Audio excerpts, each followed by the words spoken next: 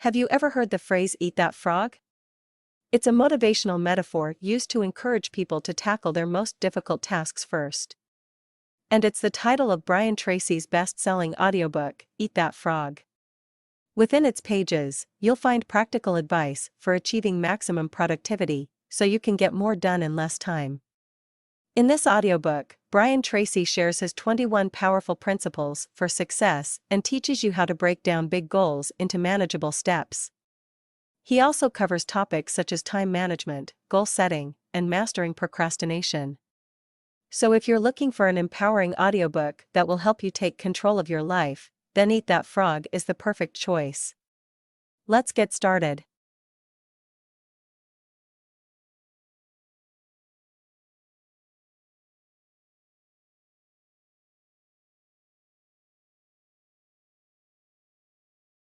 Preface. Thank you for picking up this book. I hope these ideas help you as much as they have helped me and thousands of others. In fact, I hope this book changes your life forever. There is never enough time to do everything you have to do. You are literally swamped with work and personal responsibilities, endless emails, social media, projects, stacks of magazines to read, and piles of books you intend to get to one of these days as soon as you get caught up. But the fact is that you are never going to get caught up. You will never get on top of your tasks. You will never get far enough ahead to be able to get to all those emails, books, magazines, and leisure time activities that you dream of. And forget about solving your time management problems by becoming more productive. No matter how many personal productivity techniques you master, there will always be more to do than you can ever accomplish in the time you have available to you, no matter how much it is. You can get control of your time and your life only by changing the way you think, work, and deal with the never-ending river of responsibilities that flows over you each day. You can get control of your tasks and activities only to the degree that you stop doing some things and start spending more time on the few activities that can really make a difference in your life. I have studied time management for more than 40 years. I have immersed myself in the works of Peter Drucker, Alec Mackenzie, Alan Laken, Stephen Covey, and many, many others. I have read hundreds of books and thousands of articles on personal efficiency and effectiveness. This book is the result. Each time I came across a good idea, I tried it out in my own work and personal life. If it worked, I incorporated it into my talks and seminars and taught it to others. Galileo once wrote, "You cannot teach a man anything. You can only help him find it within himself." Depending upon your level of knowledge and experience, these ideas may sound familiar. This book will bring them to a higher level of awareness. When you learn and apply these methods and techniques over and over until they become habits, you will alter the course of your life in a very positive way. Learning from successful people. Let me tell you something about myself and the origins of this little book. I started off in life with few advantages, aside from a curious mind. I did poorly in school and left without graduating. I worked at laboring jobs for several years. My future did not appear promising. As a young man, I got a job on a tramp freighter and went off to see the world. For 8 years, I traveled and worked and then traveled some more, eventually visiting more than 80 countries on 5 continents. When I could no longer find a laboring job, I got into sales, knocking on doors, working on straight commission. I struggled from sale to sale until I began looking around me and asking, why is it that other people are doing better than I am? Then I did something that changed my life. I began to ask successful people what they were doing that enabled them to be more productive and earn more money than me. And they told me. I did what they advised me to do, and my sales went up. Eventually, I became so successful that I was made a sales manager. As a sales manager, I used the same strategy. I asked successful managers what they did to achieve such great results, and when they told me, I did it myself. In no time at all, I began to get the same results they did. This process of learning and applying what I had learned changed my life. I am still amazed at how simple and obvious it is. Just find out what other successful people do and do the same things until you get the same results. Learn from the experts. Wow! What an idea! Success is predictable. Simply put, some people are doing better than others because they do things differently and they do the right things right. Especially, successful, happy, prosperous people use their time far, far better than the average person. Coming from an unsuccessful background, I had developed deep feelings of inferiority and inadequacy. I had fallen into the mental trap of assuming that people who were doing better than me were actually better than me. What I learned was that this was not necessarily true. They were just doing things differently, and what they had learned to do, within reason, I could learn as well. This was a revelation to me. I was both amazed and excited with this discovery. I still am. I realized that I could change my life and achieve almost any goal I could set if I just found out what others were doing in that area and then did it myself until I got the same results they were getting. Within 1 year of starting in sales, I was a top salesman. A year later, I was made a manager. Within 3 years, I became a vice president in charge of a 95-person sales force in 6 countries. I was 25 years old. Over the years, I have worked in 22 different jobs, started and built several companies, earned a business degree from a major university, learned to speak French, German, and Spanish, and been a speaker, trainer, or consultant for more than 1,000 companies. I currently give talks and seminars to more than 250,000 people each year, with audiences as large as 20,000 people. A simple truth throughout my career. I have discovered and rediscovered a simple truth. The ability to concentrate single-mindedly on your most important task, to do it well and to finish it completely, is the key to great success, achievement, respect, status, and happiness in life. This key insight is the heart and soul of this book.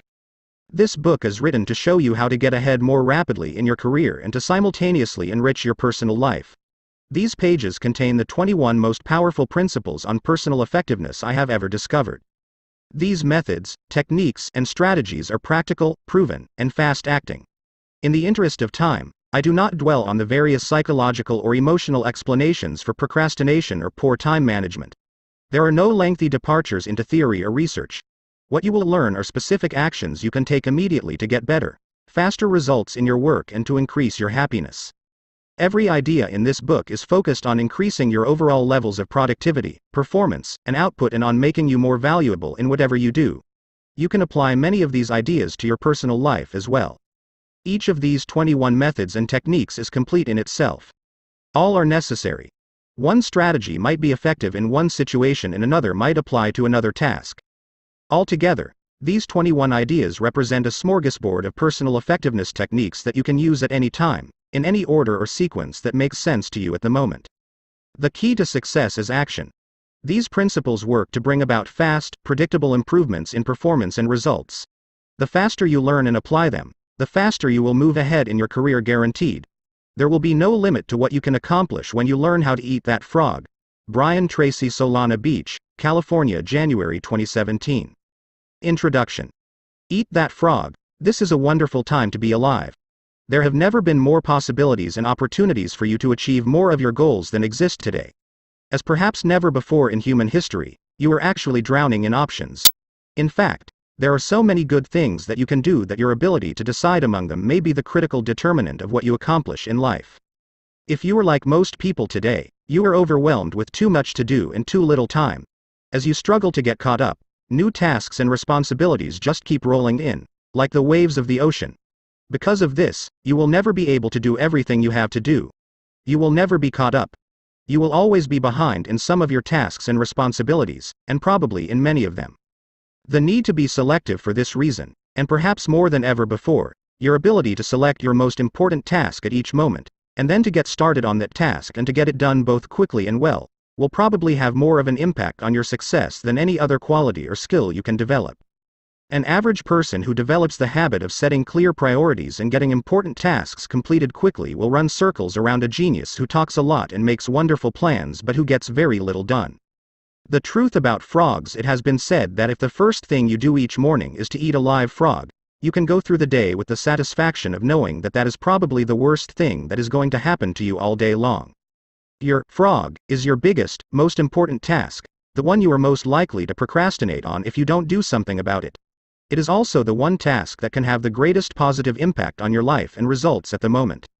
The first rule of frog eating is this: if you have to eat 2 frogs, eat the ugliest one first. This is another way of saying that if you have 2 important tasks before you, start with the biggest, hardest, and most important task first. Discipline yourself to begin immediately and then to persist until the task is complete before you go on to something else. Think of this as a test. Treat it like a personal challenge. Resist the temptation to start with the easier task. Continually remind yourself that one of the most important decisions you make each day is what you will do immediately and what you will do later, if you do it at all. The second rule of frog eating is this: if you have to eat a live frog at all, it doesn't pay to sit and look at it for very long. The key to reaching high levels of performance and productivity is to develop the lifelong habit of tackling your major task first thing each morning. You must develop the routine of eating your frog before you do anything else and without taking too much time to think about it. Take action immediately in study after study of men and women who get paid more and promoted faster. The quality of action orientation stands out as the most observable and consistent behavior they demonstrate in everything they do. Successful, effective people are those who launch directly into their major tasks and then discipline themselves to work steadily and single-mindedly until those tasks are complete. Failure to execute is one of the biggest problems in organizations today. Many people confuse activity with accomplishment. They talk continually, hold endless meetings, and make wonderful plans, but in the final analysis, no one does the job and gets the results required. Develop the habits of success. Your success in life and work will be determined by the kinds of habits that you develop over time. The habit of setting priorities, overcoming procrastination, and getting on with your most important task is a mental and physical skill. As such, this habit is learnable through practice and repetition, over and over again, until it locks into your subconscious mind and becomes a permanent part of your behavior. Once it becomes a habit, it becomes both automatic and easy to do. This habit of starting and completing important tasks has an immediate and continuous payoff. You are designed mentally and emotionally in such a way that task completion gives you a positive feeling. It makes you happy. It makes you feel like a winner. Whenever you complete a task of any size or importance, you feel a surge of energy, enthusiasm, and self-esteem. The more important the completed task, the happier, more confident, and more powerful you feel about yourself and your world. The completion of an important task triggers the release of endorphins in your brain. These endorphins give you a natural high. The endorphin rush that follows successful completion of any task makes you feel more positive, personable, creative, and confident. Develop a positive addiction. Here is one of the most important of the so-called secrets of success. You can actually develop a positive addiction to endorphins and to the feeling of enhanced clarity, confidence, and competence that they trigger. When you develop this addiction, you will, at an unconscious level, begin to organize your life in such a way that you are continually starting and completing ever more important tasks and projects. You will actually become addicted, in a very positive sense, to success and contribution. One of the keys to your living a wonderful life, having a successful career, and feeling terrific about yourself is to develop the habit of starting and finishing important jobs. When you do, this behavior will take on a power of its own and you'll find it easier to complete important tasks than not to complete them. No shortcuts. You remember the story of the man who stops a musician on a street in New York and asks how he can get to Carnegie Hall. The musician replies, "Practice, man, practice. Practice is the key to mastering any skill. Fortunately, your mind is like a muscle. It grows stronger and more capable with use. With practice, you can learn any behavior or develop any habit that you consider either desirable or necessary."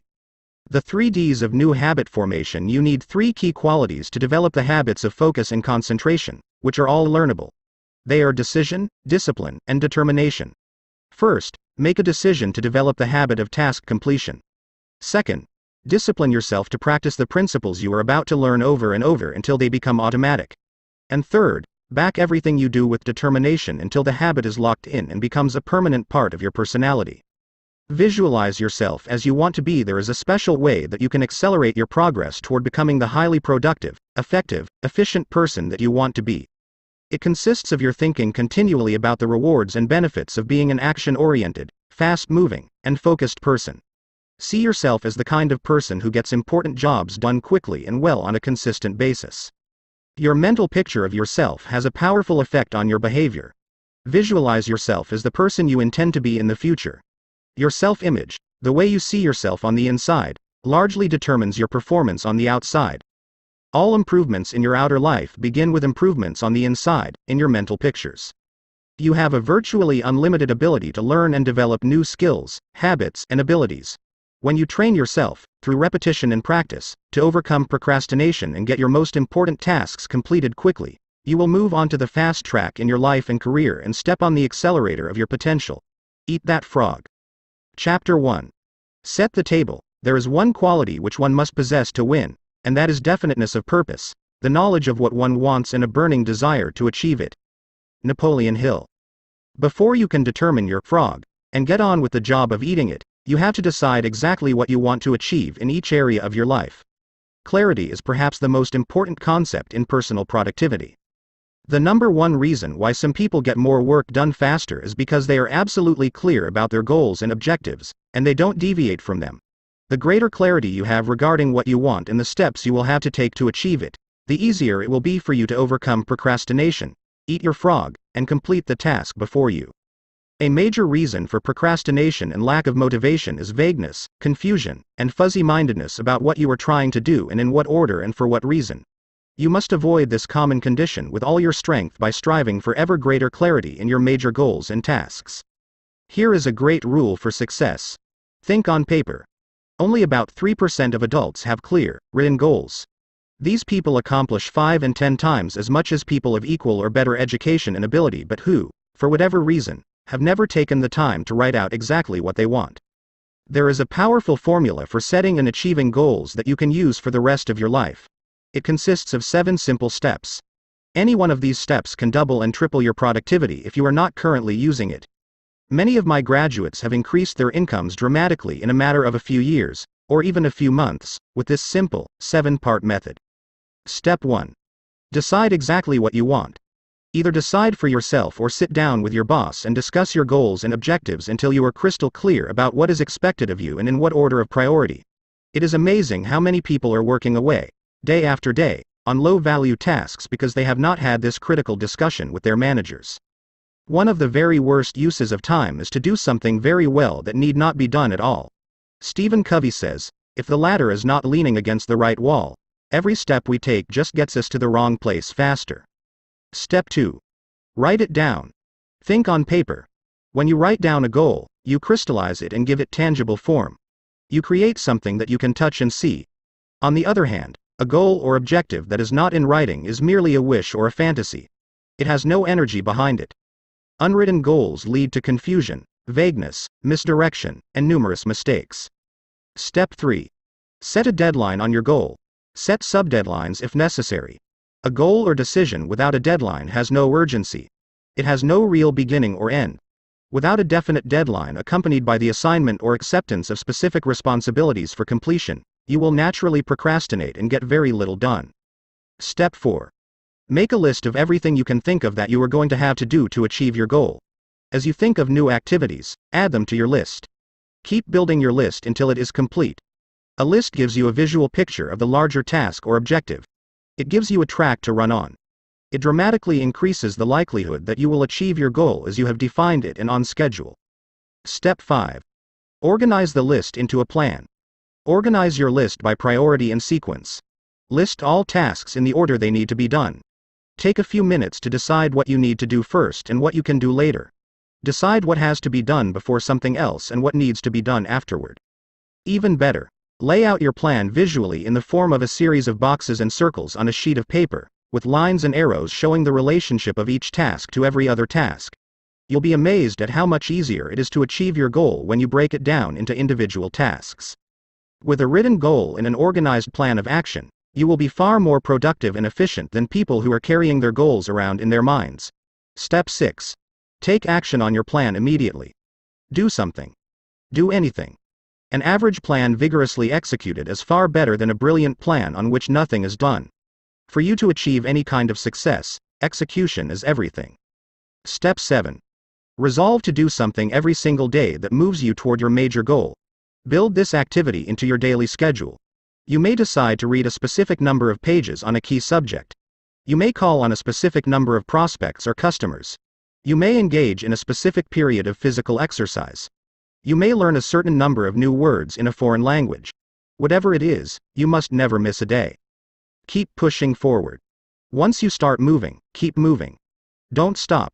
This decision, this discipline alone, can dramatically increase your speed of goal accomplishment and boost your personal productivity. The power of written goals. Clear written goals have a wonderful effect on your thinking. They motivate you and galvanize you into action. They stimulate your creativity, release your energy, and help you overcome procrastination as much as any other factor. Goals are the fuel in the furnace of achievement. The bigger your goals and the clearer they are, the more excited you become about achieving them. The more you think about your goals, the greater becomes your inner drive and your desire to accomplish them. Think about your goals and review them daily. Every morning when you begin, Take action on the most important task you can accomplish to achieve your most important goal at the moment. Eat that frog. 1. Take a clean sheet of paper right now and make a list of 10 goals you want to accomplish in the next year. Write your goals as though a year has already passed and they are now a reality. Use the present tense, positive voice, and first-person singular so that they are immediately accepted by your subconscious mind. For example, you could write, I earn X number of dollars per year by this date, or, I weigh X number of pounds by this date, or, I drive such and such a car by this date. 2. Review your list of 10 goals and select the one goal that, if you achieved it, would have the greatest positive impact on your life.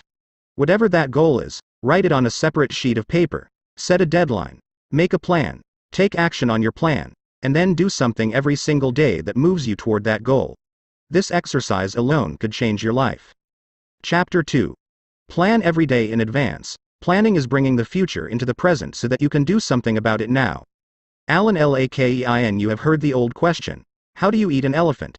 The answer is, one bite at a time. How do you eat your biggest, ugliest frog?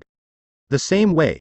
You break it down into specific step-by-step activities and then you start on the first one. Your mind, your ability to think, plan, and decide, is your most powerful tool for overcoming procrastination and increasing your productivity.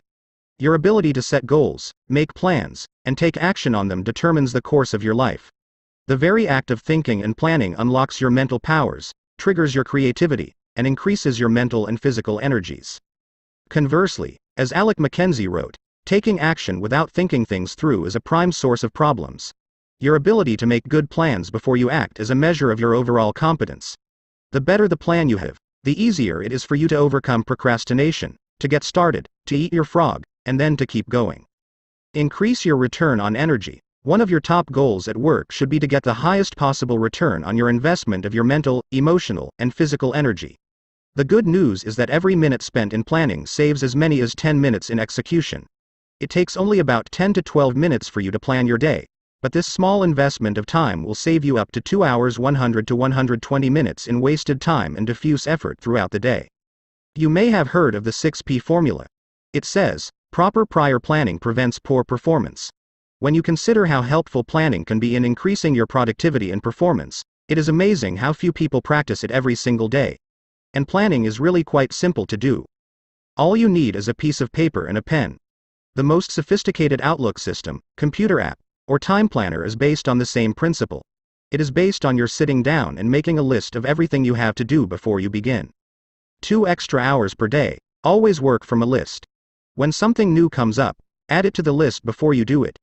You can increase your productivity and output by 25% or more about 2 hours a day from the first day that you begin working consistently from a list. Make your list the night before for the workday ahead. Move everything that you have not yet accomplished onto your list for the coming day, and then add everything that you have to do the next day. When you make your list the night before, your subconscious mind will work on your list all night long while you sleep. Often you will wake up with great ideas and insights that you can use to get your job done faster and better than you had initially thought. The more time you take to make written lists of everything you have to do, in advance, the more effective and efficient you will be. Different lists for different purposes. You need different lists for different purposes. First, you should create a master list on which you write down everything you can think of that you want to do sometime in the future. This is the place where you capture every idea and every new task or responsibility that comes up. You can sort out the items later. Second, you should have a monthly list that you make at the end of the month for the month ahead. This may contain items transferred from your master list. Third, you should have a weekly list where you plan your entire week in advance. This is a list that is under construction as you go through the current week. This discipline of systematic time planning can be very helpful to you. Many people have told me that the habit of taking a couple of hours at the end of each week to plan the coming week has increased their productivity dramatically and changed their lives completely. This technique will work for you as well. Finally, you should transfer items from your monthly and weekly lists onto your daily list. These are the specific activities that you are going to accomplish the following day. As you work through the day, tick off the items on your list as you complete them. This activity gives you a visual picture of accomplishment. It generates a feeling of success and forward motion. Seeing yourself working progressively through your list motivates and energizes you. It raises your self-esteem and self-respect. Steady, visible progress propels you forward and helps you overcome procrastination. Planning a project. When you have a project of any kind, begin by making a list of every step that you will have to complete to finish the project from beginning to end. Organize the steps by priority, what is most important, and sequence, which tasks you must complete in order. Lay out the project in front of you on paper or on a computer-based project planner so that you can see every step and task. Then go to work on one task at a time. You will be amazed at how much you get done in this way. As you work through your lists, you will feel more and more effective and powerful. You will feel more in control of your life. You will be naturally motivated to do even more. You will think better and more creatively, and you will get more and better insights that enable you to do your work even faster. As you work steadily through your lists, you will develop a sense of positive forward momentum that enables you to overcome procrastination. This feeling of progress gives you more energy and keeps you going throughout the day. One of the most important rules of personal effectiveness is the 10 or 90 rule. This rule says that the first 10% of time that you spend planning and organizing your work before you begin will save you as much as 90% of the time in getting the job done once you get started. You only have to try this rule once to prove it to yourself. When you plan each day in advance, you will find it much easier to get going and to keep going. The work will go faster and smoother than ever before. You will feel more powerful and competent. You will get more done faster than you thought possible. Eventually, you will become unstoppable. Eat that frog. 1. Begin today to plan every day, week, and month in advance. Take a notepad or sheet of paper or use your smartphone and make a list of everything you have to do in the next 24 hours. Add to your list as new items come up. Make a list of all your projects, the big multitask jobs that are important to your future. 2. Lay out all of your major goals, projects, and tasks by priority, what is most important, and by sequence, what has to be done first, what comes second, and so forth. Start with the end in mind and work backward. Think on paper. Always work from a list. You'll be amazed at how much more productive you become and how much easier it is to eat your frog. Chapter 3. Apply the 80 or 20 rule to everything. We always have time enough, if we will but use it aright. Johann Wolfgang von Goethe. The 80 or 20 rule is one of the most helpful of all concepts of time and life management. It is also called the Pareto principle, after the Italian economist Vilfredo Pareto, who first wrote about it in 1895. Pareto noticed that people in his society seemed to divide naturally into what he called the vital few, the top 20% in terms of money and influence, and the trivial many, the bottom 80%. He later discovered that virtually all economic activity was subject to this principle as well. For example, this principle says that 20% of your activities will account for 80% of your results, 20% of your customers will account for 80% of your sales, 20% of your products or services will account for 80% of your profits, 20% of your tasks will account for 80% of the value of what you do, and so on. This means that if you have a list of 10 items to do, 2 of those items will turn out to be worth much more than the other 8 items put together. Number of tasks versus importance of tasks. Here is an interesting discovery. Each of the 10 tasks may take the same amount of time to accomplish, but 1 or 2 of those tasks will contribute 5 or 10 times the value of any of the others. Often, a single task can be worth more than all the other 9 items put together. This task is invariably the frog that you should eat first. Can you guess on which items the average person is most likely to procrastinate? The sad fact is that most people procrastinate on the top 10 or 20% of items that are the most valuable and important, the vital few. They busy themselves instead with the least important 80%, the trivial many, that contribute very little to results. Focus on activities, not accomplishments. You often see people who appear to be busy all day long but seem to accomplish very little. This is almost always because they are busy working on tasks that are of low value while they are procrastinating on the 1 or 2 activities that, if they completed them quickly and well, could make a real difference to their companies and to their careers. The most valuable tasks you can do each day are often the hardest and most complex. But the payoff and rewards for completing these tasks efficiently can be tremendous. For this reason, you must adamantly refuse to work on tasks in the bottom 80% while you still have tasks in the top 20% left to be done. Before you begin work, always ask yourself, is this task in the top 20% of my activities or in the bottom 80%? Rule. Resist the temptation to clear up small things first. Remember, whatever you choose to do over and over eventually becomes a habit that is hard to break. If you choose to start your day working on low-value tasks, you will soon develop the habit of always starting and working on low-value tasks. This is not the kind of habit you want to develop or keep. Low-value tasks are like rabbits. They multiply continually. You never get caught up. The hardest part of any important task is getting started on it in the first place. Once you actually begin work on a valuable task, you will be naturally motivated to continue. A part of your mind loves to be busy working on significant tasks that can really make a difference. Your job is to feed this part of your mind continually. Motivate yourself. Just thinking about starting and finishing an important task motivates you and helps you overcome procrastination. The fact is, the time required to complete an important job is often the same as the time required to do an unimportant job. The difference is that you get a tremendous feeling of pride and satisfaction from completing something valuable and significant. However, when you complete a low-value task using the same amount of time and energy, you get little or no satisfaction. Time management is really life management, personal management. It is really taking control of the sequence of events. Time management is taking control over what you do next. And you are always free to choose the task that you will do next. Your ability to choose between the important and the unimportant is the key determinant of your success in life and work.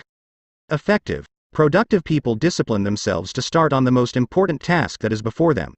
They force themselves to eat that frog, whatever it is. As a result, they accomplish vastly more than the average person and are much happier as a result. This should be your way of working as well. Eat that frog. 1. Make a list of all the key goals, activities, projects, and responsibilities in your life today. Which of them are, or could be, in the top 10 or 20% of tasks that represent, or could represent, 80 or 90% of your results. 2. Resolve today that you are going to spend more and more of your time working in those few areas that can really make a difference in your life and career and spend less and less time on lower value activities. Chapter 4. Consider the consequences. Every great man has become great. Every successful man has succeeded, in proportion as he has confined his powers to one particular channel. Orison Swett Marden. The mark of the superior thinker is his or her ability to accurately predict the consequences of doing or not doing something. The potential consequences of any task or activity are the key determinants of how important a task really is to you and to your company. This way of evaluating the significance of a task is how you determine what your next frog really is. Dr. Edward Banfield of Harvard University, after more than 50 years of research, concluded that a long-time perspective is the most accurate single predictor of upward social and economic mobility in America. A long-time perspective turns out to be more important than family background, education, race, intelligence, connections, or virtually any other single factor in determining your success in life and at work. Your attitude toward time, your time horizon, has an enormous impact on your behavior and your choices. People who take a long-term view of their lives and careers always seem to make much better decisions about their time and activities than people who give very little thought to the future. Rule. Long-term thinking improves short-term decision-making. Successful people have a clear future orientation. They think 5, 10, and 20 years out into the future. They analyze their choices and behaviors in the present to make sure that what they are doing today is consistent with the long-term future that they desire. Make better decisions about time. In your work, having a clear idea of what is really important to you in the long term makes it much easier for you to make better decisions about your priorities in the short term. By definition, something that is important has long-term potential consequences. Something that is unimportant has few or no long-term potential consequences. Before starting on anything, you should always ask yourself, what are the potential consequences of doing or not doing this task? Rule. Future intent influences and often determines present actions. The clearer you are about your future intentions, the greater influence that clarity will have on what you do in the moment. With a clear long-term vision, you are much more capable of evaluating an activity in the present to ensure that it is consistent with where you truly want to end up. Think about the long term. Successful people are those who are willing to delay gratification and make sacrifices in the short term so that they can enjoy far greater rewards in the long term. Unsuccessful people, on the other hand, think more about short-term pleasure and immediate gratification while giving little thought to the long-term future. Dennis Waitley, a motivational speaker, says, "Losers try to escape from their fears and drudgery with activities that are tension-relieving. Winners are motivated by their desires toward activities that are goal-achieving. For example, coming into work earlier, reading regularly in your field, taking courses to improve your skills, and focusing on high-value tasks in your work will all combine to have an enormous positive impact on your future. On the other hand, coming into work at the last moment, reading the newspaper, drinking coffee, and socializing with your coworkers may seem fun and enjoyable in the short term but inevitably leads to lack of promotion, underachievement, and frustration in the long term. If a task or activity has large potential positive consequences, make it a top priority and get started on it immediately. If something can have large potential negative consequences if it is not done quickly and well, that becomes a top priority as well. Whatever your frog is, resolve to gulp it down first thing. Motivation requires motive. The greater the potential positive impact that an action or behavior of yours can have on your life, once you define it clearly, the more motivated you will be to overcome procrastination and get it done quickly. Keep yourself focused and forward moving by continually starting and completing those tasks that can make a major difference to your company and to your future. The time is going to pass anyway. The only question is how you use it and where you are going to end up at the end of the weeks and months that pass. And where you end up is largely a matter of the amount of consideration you give to the likely consequences of your actions in the short term. Thinking continually about the potential consequences of your choices, decisions, and behaviors is one of the very best ways to determine your true priorities in your work and personal life. Obey the law of forced efficiency. The law of forced efficiency says, there is never enough time to do everything, but there is always enough time to do the most important thing. Put another way, you cannot eat every tadpole and frog in the pond, but you can eat the biggest and ugliest one, and that will be enough, at least for the time being. When you're running out of time and know that the consequences of not completing a key task or project can be really serious, you always seem to find the time to get it done, often at the very last minute. You start early, you stay late, and you drive yourself to complete the job rather than face the unpleasantness that would follow if you didn't complete it within the time limit. Rule: there will never be enough time to do everything you have to do. The average person in business today, especially a manager in the age of cutbacks, is working at 110 to 130% of capacity. And the jobs and responsibilities just keep piling up. We all have stacks of reading material we still have to go through. Many people have hundreds of hours of reading and projects backlogged at home and at the office. What this means is that you will never be caught up. Get that wishful idea out of your mind. All you can hope for is to be on top of your most important responsibilities. The others will just have to wait. Deadlines are an excuse. Many people say that they work better under the pressure of deadlines. Unfortunately, years of research indicate that this is seldom true. Point 1: under the pressure of deadlines, often self-created through procrastination, people suffer greater stress, make more mistakes, and have to redo more tasks than under any other conditions. Often the mistakes that people make when working under tight deadlines lead to defects and cost overruns that cause substantial financial losses in the long term. Sometimes a job actually takes much longer to complete when people rush to get it done at the last minute and then have to redo it.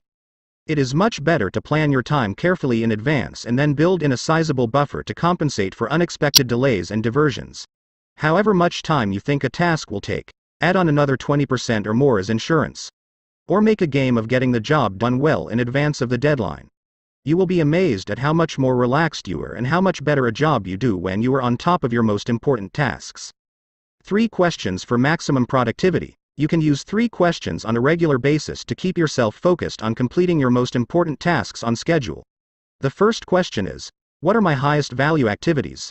Put another way, what are the biggest frogs that you have to eat to make the greatest contribution to your organization? To your family? To your life in general? This is one of the most important questions you can ever ask and answer. What are your highest value activities? First, think this through for yourself. Then, ask your boss. Ask your coworkers and subordinates. Ask your friends and family. Like focusing the lens of a camera, you must be crystal clear about your highest value activities before you begin work. The second question you can ask continually is, what can I and only I do, that if done well, will make a real difference? This question came from the late Peter Drucker, the management guru. It is one of the most important of all questions for achieving personal effectiveness. What can you and only you do that, if done well, can make a real difference?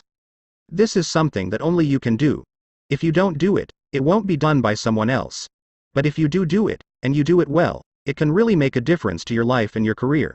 What is this particular frog for you? Every hour of every day, you can ask yourself this question and come up with a specific answer. Your job is to be clear about the answer and then to start and work on this task before anything else. The third question you can ask is, what is the most valuable use of my time right now? In other words, what is my biggest frog of all at this moment? This is the core question of time management. Answering this question correctly is the key to overcoming procrastination and becoming a highly productive person. Every hour of every day, one task represents the most valuable use of your time at that moment. Your job is to ask yourself this question, over and over again, and to always be working on the answer to it, whatever it is. Do first things first and second things not at all. As Goethe said, the things that matter most must never be at the mercy of the things that matter least. The more accurate your answers are to these three questions, the easier it will be for you to set clear priorities, to overcome procrastination, and to get started on that one activity that represents the most valuable use of your time. Eat that frog. 1. Review your list of tasks, activities, and projects regularly. Continually ask yourself, which one project or activity, if I did it in an excellent and timely fashion, would have the greatest positive consequences in my work or personal life. 2.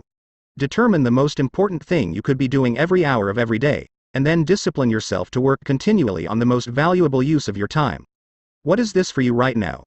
Whatever it is that can help you the most, set it as a goal, make a plan to achieve it, and go to work on your plan immediately. Remember the wonderful words of Goethe. Only engage, and the mind grows heated. Begin it, and the work will be completed. Chapter 5. Practice creative procrastination. Make time for getting big tasks done every day. Plan your daily workload in advance. Single out the relatively few small jobs that absolutely must be done immediately in the morning. Then go directly to the big tasks and pursue them to completion. Boardroom reports creative procrastination is one of the most effective of all personal performance techniques. It can change your life. The fact is that you can't do everything that you have to do. You have to procrastinate on something. Therefore, deliberately and consciously procrastinate on small tasks. Put off eating smaller or less ugly frogs. Eat the biggest and ugliest frogs before anything else. Do the worst first. Everyone procrastinates. The difference between high performers and low performers is largely determined by what they choose to procrastinate on. Since you must procrastinate anyway, decide today to procrastinate on low-value activities. Decide to procrastinate on, outsource, delegate, and eliminate those activities that don't make much of a contribution to your life in any case. Get rid of the tadpoles and focus on the frogs. Priorities versus posteriorities. Here is a key point. To set proper priorities, you must set posteriorities as well. A priority is something that you do more of and sooner, while a posteriority is something that you do less of and later, if at all. Rule. You can get your time and your life under control only to the degree to which you discontinue lower value activities. One of the most powerful of all words in time management is the word no. Say it politely. Say it clearly so that there are no misunderstandings. Say it regularly as a normal part of your time management vocabulary. Warren Buffett, one of the richest men in the world, was once asked his secret of success. He replied, "Simple. I just say no to everything that is not absolutely vital to me at the moment. Say no to anything that is not a high-value use of your time and your life. Say no graciously but firmly to avoid agreeing to something against your will. Say it early and say it often. Remember that you have no spare time. As we say, your dance card is full. For you to do something new, you must complete or stop doing something old. Getting in requires getting out. Picking up means putting down. Creative procrastination is the act of thoughtfully and deliberately deciding upon the exact things you are not going to do right now, if ever. Procrastinate on purpose. Most people engage in unconscious procrastination. They procrastinate without thinking about it. As a result, they procrastinate on the big, valuable, important tasks that can have significant long-term consequences in their lives and careers. You must avoid this common tendency at all costs. Your job is to deliberately procrastinate on tasks that are of low value so that you have more time for tasks that can make a big difference in your life and work. Continually review your duties and responsibilities to identify time-consuming tasks and activities that you can abandon with no real loss. This is an ongoing responsibility for you that never ends. For example, a friend of mine was an avid golfer when he was single. He liked to golf 3 or 4 times a week, 3 to 4 hours each time. Over a period of years, he started a business, got married, and had 2 children. But he still played golf 3 to 4 times a week until he finally realized that his time on the golf course was causing him enormous stress at home and at the office. Only by abandoning most of his golf games could he get his life back under control. And he did. He cut back to 1 round of golf per week and transformed his life, especially his home life. Set posteriorities on time-consuming activities. Continually review your life and work to find time-consuming tasks and activities that you can abandon. Cut down on television watching and internet surfing and instead spend the time with your family, read, exercise, or do something else that enhances the quality of your life. Look at your work activities and identify the tasks that you could delegate or eliminate to free up more time for the work that really counts. Begin today to practice creative procrastination. Set posteriorities wherever and whenever you can. This decision alone can enable you to get your time and your life under control. Eat that frog. 1. Practice zero-based thinking in every part of your life. Ask yourself continually, if I were not doing this already, knowing what I now know, would I start doing it again today? If it is something you would not start again today, knowing what you now know, it is a prime candidate for abandonment or creative procrastination. 2. Examine each of your personal and work activities and evaluate it based on your current situation. Select at least one activity to abandon immediately or at least deliberately put off until your more important goals have been achieved. Chapter 6. Use the ABCDE method continually. The first law of success is concentration, to bend all the energies to one point, and to go directly to that point, looking neither to the right nor to the left. William Matthews. The more thought you invest in planning and setting priorities before you begin, the more important things you will do and the faster you will get them done once you get started. The more important and valuable a task is to you, the more likely you will be motivated to overcome procrastination and launch yourself into the job. The ABCDE method is a powerful priority setting technique that you can use every single day. This technique is so simple and effective that it can, all by itself, make you one of the most efficient and effective people in your field. Think on paper. The power of this technique lies in its simplicity. Here's how it works. You start with a list of everything you have to do for the coming day. Think on paper. You then place an A, B, C, D, or E next to each item on your list before you begin the first task. An item is defined as something that is very important, something that you must do.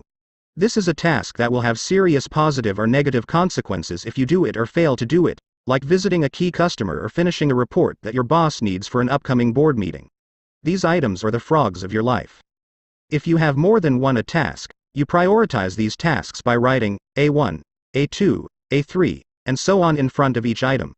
Your A1 task is your biggest, ugliest frog of all. Shoulds versus musts.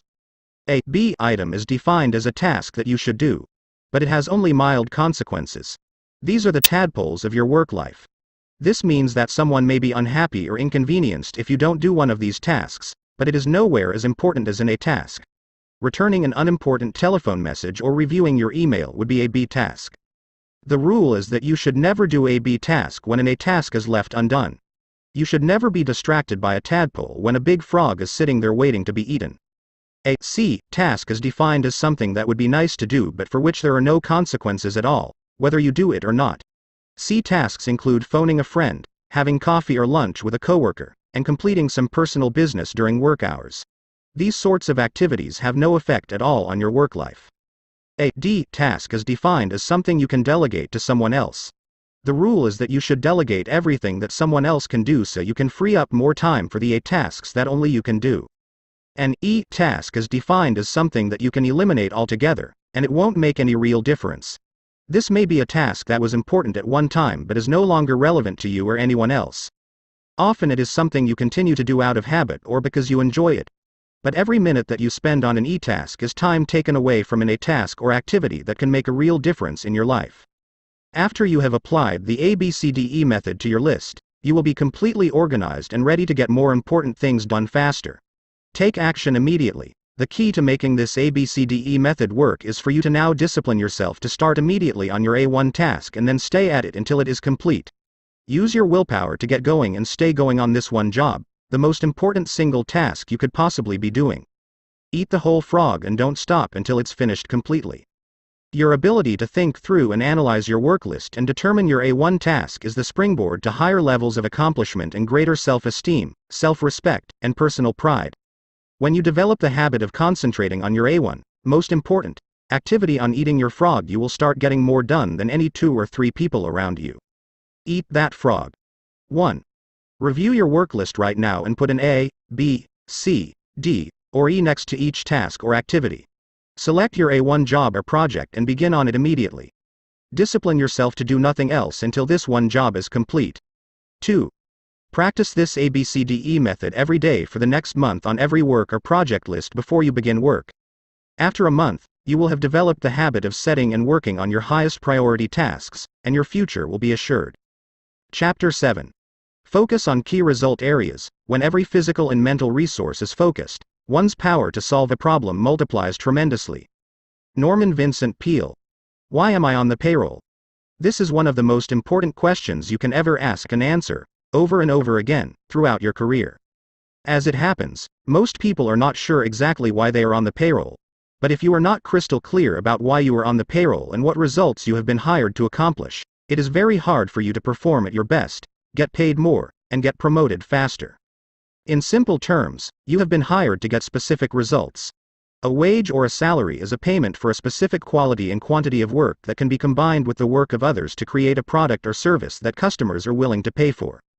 Your job can be broken down into about 5 to 7 key result areas, seldom more. These represent the results that you absolutely, positively have to get to fulfill your responsibilities and make your maximum contribution to your organization. A key result area is defined as something for which you are completely responsible. If you don't do it, it doesn't get done. A key result area is an activity that is under your control.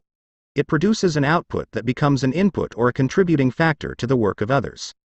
Key result areas are similar to the vital functions of the body, such as those indicated by blood pressure, heart rate, respiratory rate, and brainwave activity. An absence of any one of these vital functions leads to the death of the organism. By the same token, your failure to perform in a critical result area of your work can lead to the end of your job as well. The Big 7 in management and sales. The key result areas of management are planning, organizing, staffing, delegating, supervising, measuring, and reporting. These are the areas in which a manager must get results to be successful in his or her area of responsibility. A weakness in any one of these areas can lead to underachievement and failure as a manager. The key result areas of sales are prospecting, building rapport and trust, identifying needs, presenting persuasively, answering objections, closing the sale, and getting resales and referrals. Poor performance in any one of these key skills can lead to lower sales and sometimes the failure of a salesperson. Whatever you do, you must have certain essential skills for you to do your job in an excellent fashion. These demands are constantly changing. You have already developed core competencies that make it possible for you to do your job in the first place. But certain key results are central to your work and determine your success or failure in your job. What are they? Clarity is essential.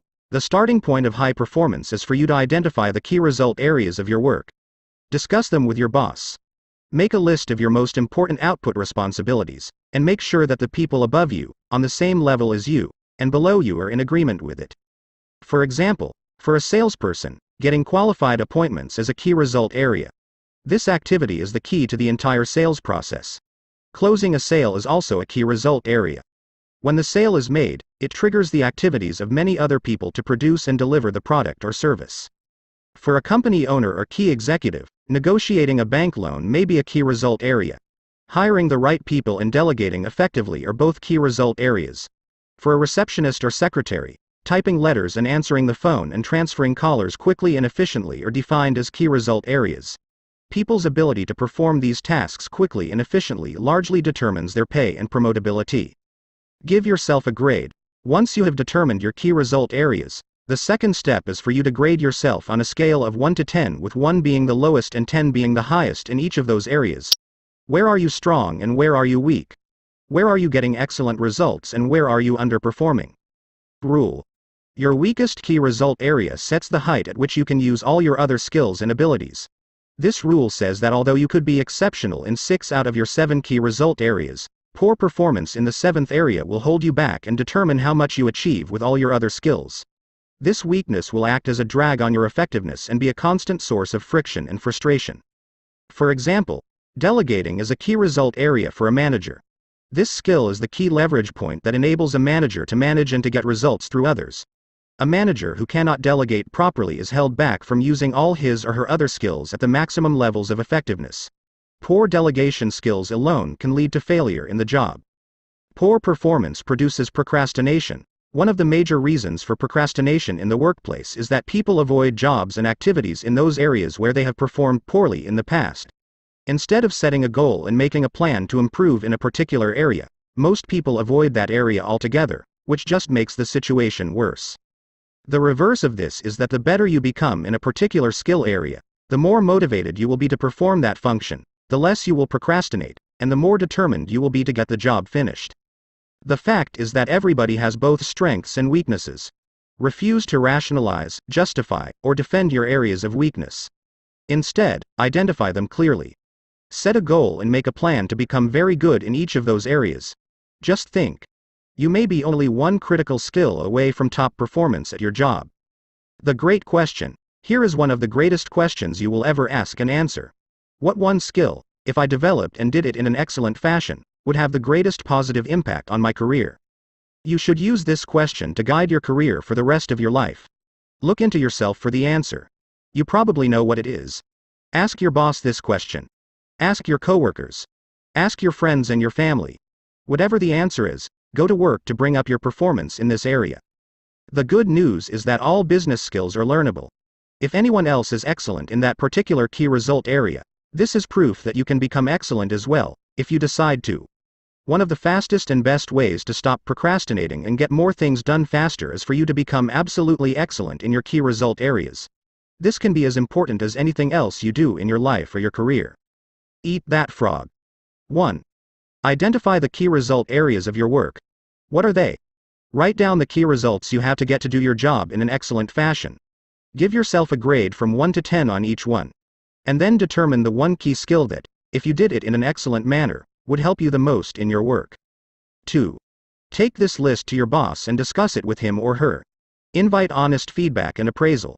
You can only get better when you are open to the constructive input of other people. Discuss your conclusions with your staff and coworkers. Talk them over with your spouse. Make a habit of doing this analysis regularly for the rest of your career. Never stop improving. This decision alone can change your life. Chapter 8. Apply the law of 3. Do what you can, with what you have, where you are. Theodore Roosevelt. 3 core tasks that you perform contain most of the value that you contribute to your business or organization. Your ability to accurately identify these 3 key tasks and then to focus on them most of the time is essential for you to perform at your best. Let me tell you a true story. 3 months after her first full-day coaching session with me in San Diego, Cynthia told the group a story. When I came here 90 days ago, you claimed that you would show me how to double my income and my time off within 12 months. This sounded completely unrealistic, but I was willing to give it a try. On the first day, you asked me to write down a list of everything that I did over the course of a week or a month. I came up with 17 tasks that I was responsible for. My problem was that I was completely overwhelmed with work. I was working 10 to 12 hours per day, 6 days per week, and not spending enough time with my husband and my 2 young children. But I didn't see any way out. I had been working for 8 years for a fast-growing entrepreneurial company in the high-tech area, but there always seemed to be an overwhelming amount of work to do and never enough time. One thing all day long. She continued with her story. Once I had made this list, you told me to ask this question. If you could do only one thing on this list all day long, which one task would contribute the greatest value to your company? Once I had identified that task, which was quite easy, I put a circle around that number. You then asked, if you could do only one more thing on your list of key tasks, which would be the second activity that contributes the most value to your company? Once I had identified the second most important task, you asked me the same question with regard to the third most important task. You then said something that shocked me at the time. You said that fully 90% of the value that you contribute to your company is contained in those 3 tasks, whatever they are. Everything else you do is either a support task or a complementary task that could probably be delegated, downsized, outsourced, or eliminated. Take immediate action. Cynthia continued with her story. As I looked at the 3 tasks, I realized that these were the 3 things I did that contributed the most value to my company. This was on a Friday. On Monday morning at 10 o'clock, I met with my boss and explained what I had discovered. I said that I needed his help in delegating and outsourcing all my work except those 3 key tasks.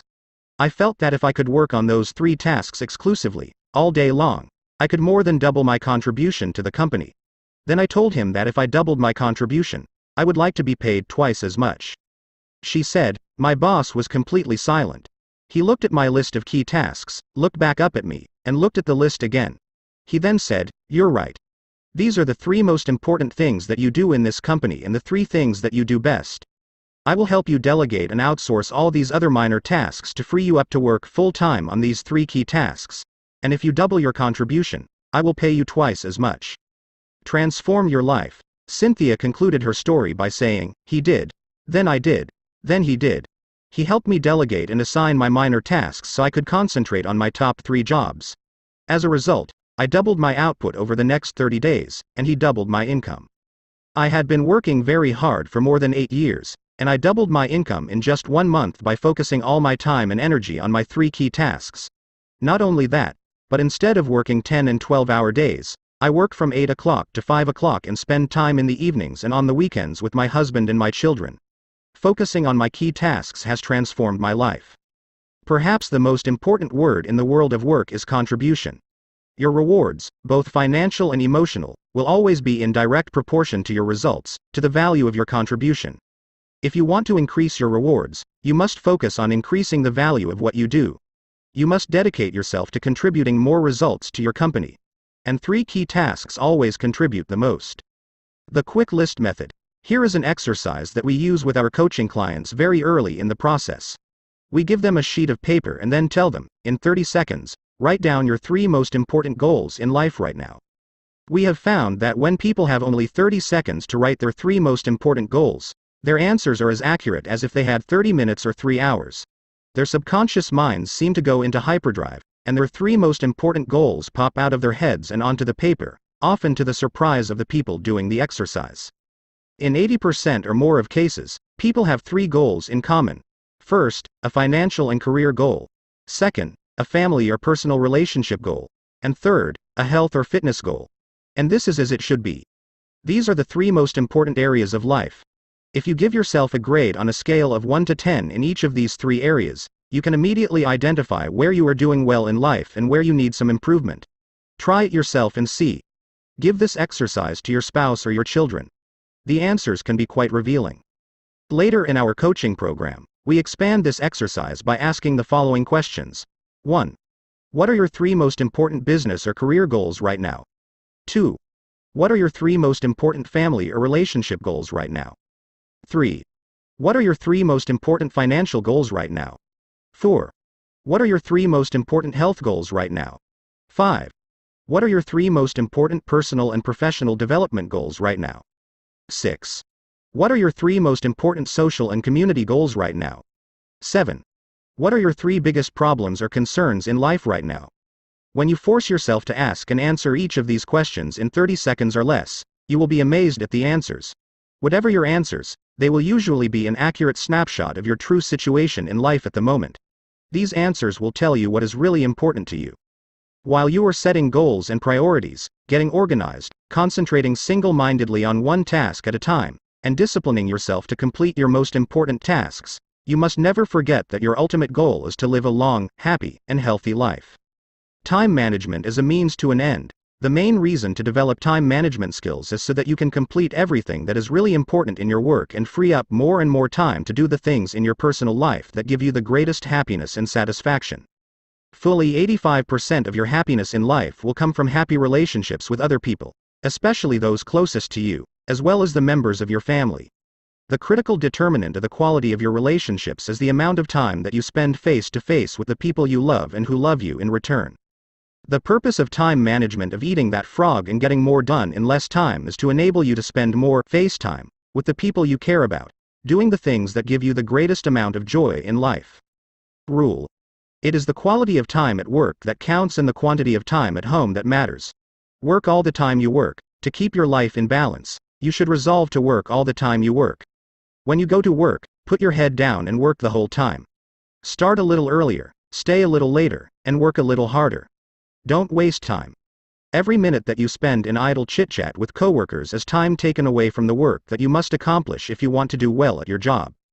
Even worse, time that you waste at work often has to be taken away from your family. You have to either stay late or take work home and work in the evenings. By not working effectively and efficiently during your workday, you create unnecessary stress and deprive the members of your family of the very best person you can possibly be. Balance is not optional. One of the most famous sayings of the ancient Greeks is moderation in all things. You need balance between your work and your personal life. You need to set priorities at work and concentrate on your most valuable tasks. At the same time, you must never lose sight of the fact that the reason for working efficiently is so that you can enjoy a higher quality of life at home with your family. Sometimes people come up to me and ask, how do I achieve balance between my work and my home life? I ask them in return, how often does a tightrope walker balance when on the high wire? After a few seconds of thinking, they almost always say, all the time. I say, that is the same situation with balance between work and home life. You have to do it all the time. You never reach a point where you have attained it perfectly. You have to work at it. Your goal should be to perform at your very best at work to get the very most done and enjoy the very highest level of rewards possible for you in your career. Simultaneously, you must always remember to smell the flowers along the way. Never lose sight of the real reasons why you work as hard as you do and why you are so determined to accomplish the very most with the time that you invest. The more time you spend face to face with the people you love, the happier you will be. Eat that frog. 1. Determine the 3 most important tasks that you do in your work. Ask yourself, if I could do only one thing all day long, which one task would contribute the greatest value to my career? Do this exercise 2 more times. Once you have identified your big 3, concentrate on them single-mindedly all day long. 2. Identify your 3 most important goals in each area of your life. Organize them by priority. Make plans for their accomplishment, and work on your plans every single day. You will be amazed at what you achieve in the months and years ahead. Chapter 9. Prepare thoroughly before you begin. No matter what the level of your ability, you have more potential than you can ever develop in a lifetime. James T. McKay. One of the best ways for you to overcome procrastination and get more things done faster is to have everything you need at hand before you begin. When you are fully prepared, you are like a cocked gun or an archer with an arrow pulled back taut in the bow. You will be amazed at what you achieve in the months and years ahead. You just need one small mental push to get started on your highest value tasks. This is like getting everything ready to prepare a complete meal. You set all the ingredients out on the counter in front of you and then begin putting the meal together, one step at a time. Begin by clearing off your desk or workspace so that you have only one task in front of you. If necessary, put everything else on the floor or on a table behind you. Gather all the information, reports, details, papers, and work materials that you will require to complete the job. Have them at hand so you can reach them without getting up or moving around. Be sure that you have all the writing materials, login information, access codes, email addresses, and everything else you need to start working and continue working until the job is done. Set up your work area so that it is comfortable, attractive, and conducive to working for long periods. Especially, make sure that you have a comfortable chair that supports your back and allows your feet to rest flat on the floor. Create a comfortable workspace. The most productive people take the time to create a work area where they enjoy spending time. The cleaner and neater you organize your work area before you begin, the easier it will be for you to get started and keep going. When everything is laid out neatly and in sequence, you will feel much more like getting on with the job. It is amazing how many books never get written, how many degrees never get completed, how many life-changing tasks never get started because people fail to take the first step of preparing everything in advance. Launch toward your dreams. Once you have completed your preparations, it is essential that you launch immediately toward your goals. Get started. Do the first thing, whatever it is. My personal rule is get it 80% right and then correct it later. Run it up the flagpole and see if anyone salutes. Don't expect perfection the first time or even the first few times. Be prepared to fail over and over before you get it right. Wayne Gretzky, the great hockey player, once said, "You miss 100% of the shots you don't take." Once you have completed your preparations, have the courage to take the first action, and everything else will follow from that. The way you develop the courage you need is to act as if you already had the courage and behave accordingly. Take the first step. When you sit down with everything in front of you, ready to go, assume the body language of high performance. Sit up straight. Sit forward and away from the back of the chair. Carry yourself as though you were an efficient, effective, high-performing personality. Then, pick up the first item and say to yourself, "Let's get to work," and plunge in. And once you've started, keep going until the job is finished. Eat that frog. 1. Take a good look at your desk or office, both at home and at work. Ask yourself, what kind of a person works in an environment like this? The cleaner and neater your work environment, the more positive, productive, and confident you will feel. 2. Resolve today to clean up your desk and office completely so that you feel effective, efficient, and ready to get going each time you sit down to work. Chapter 10.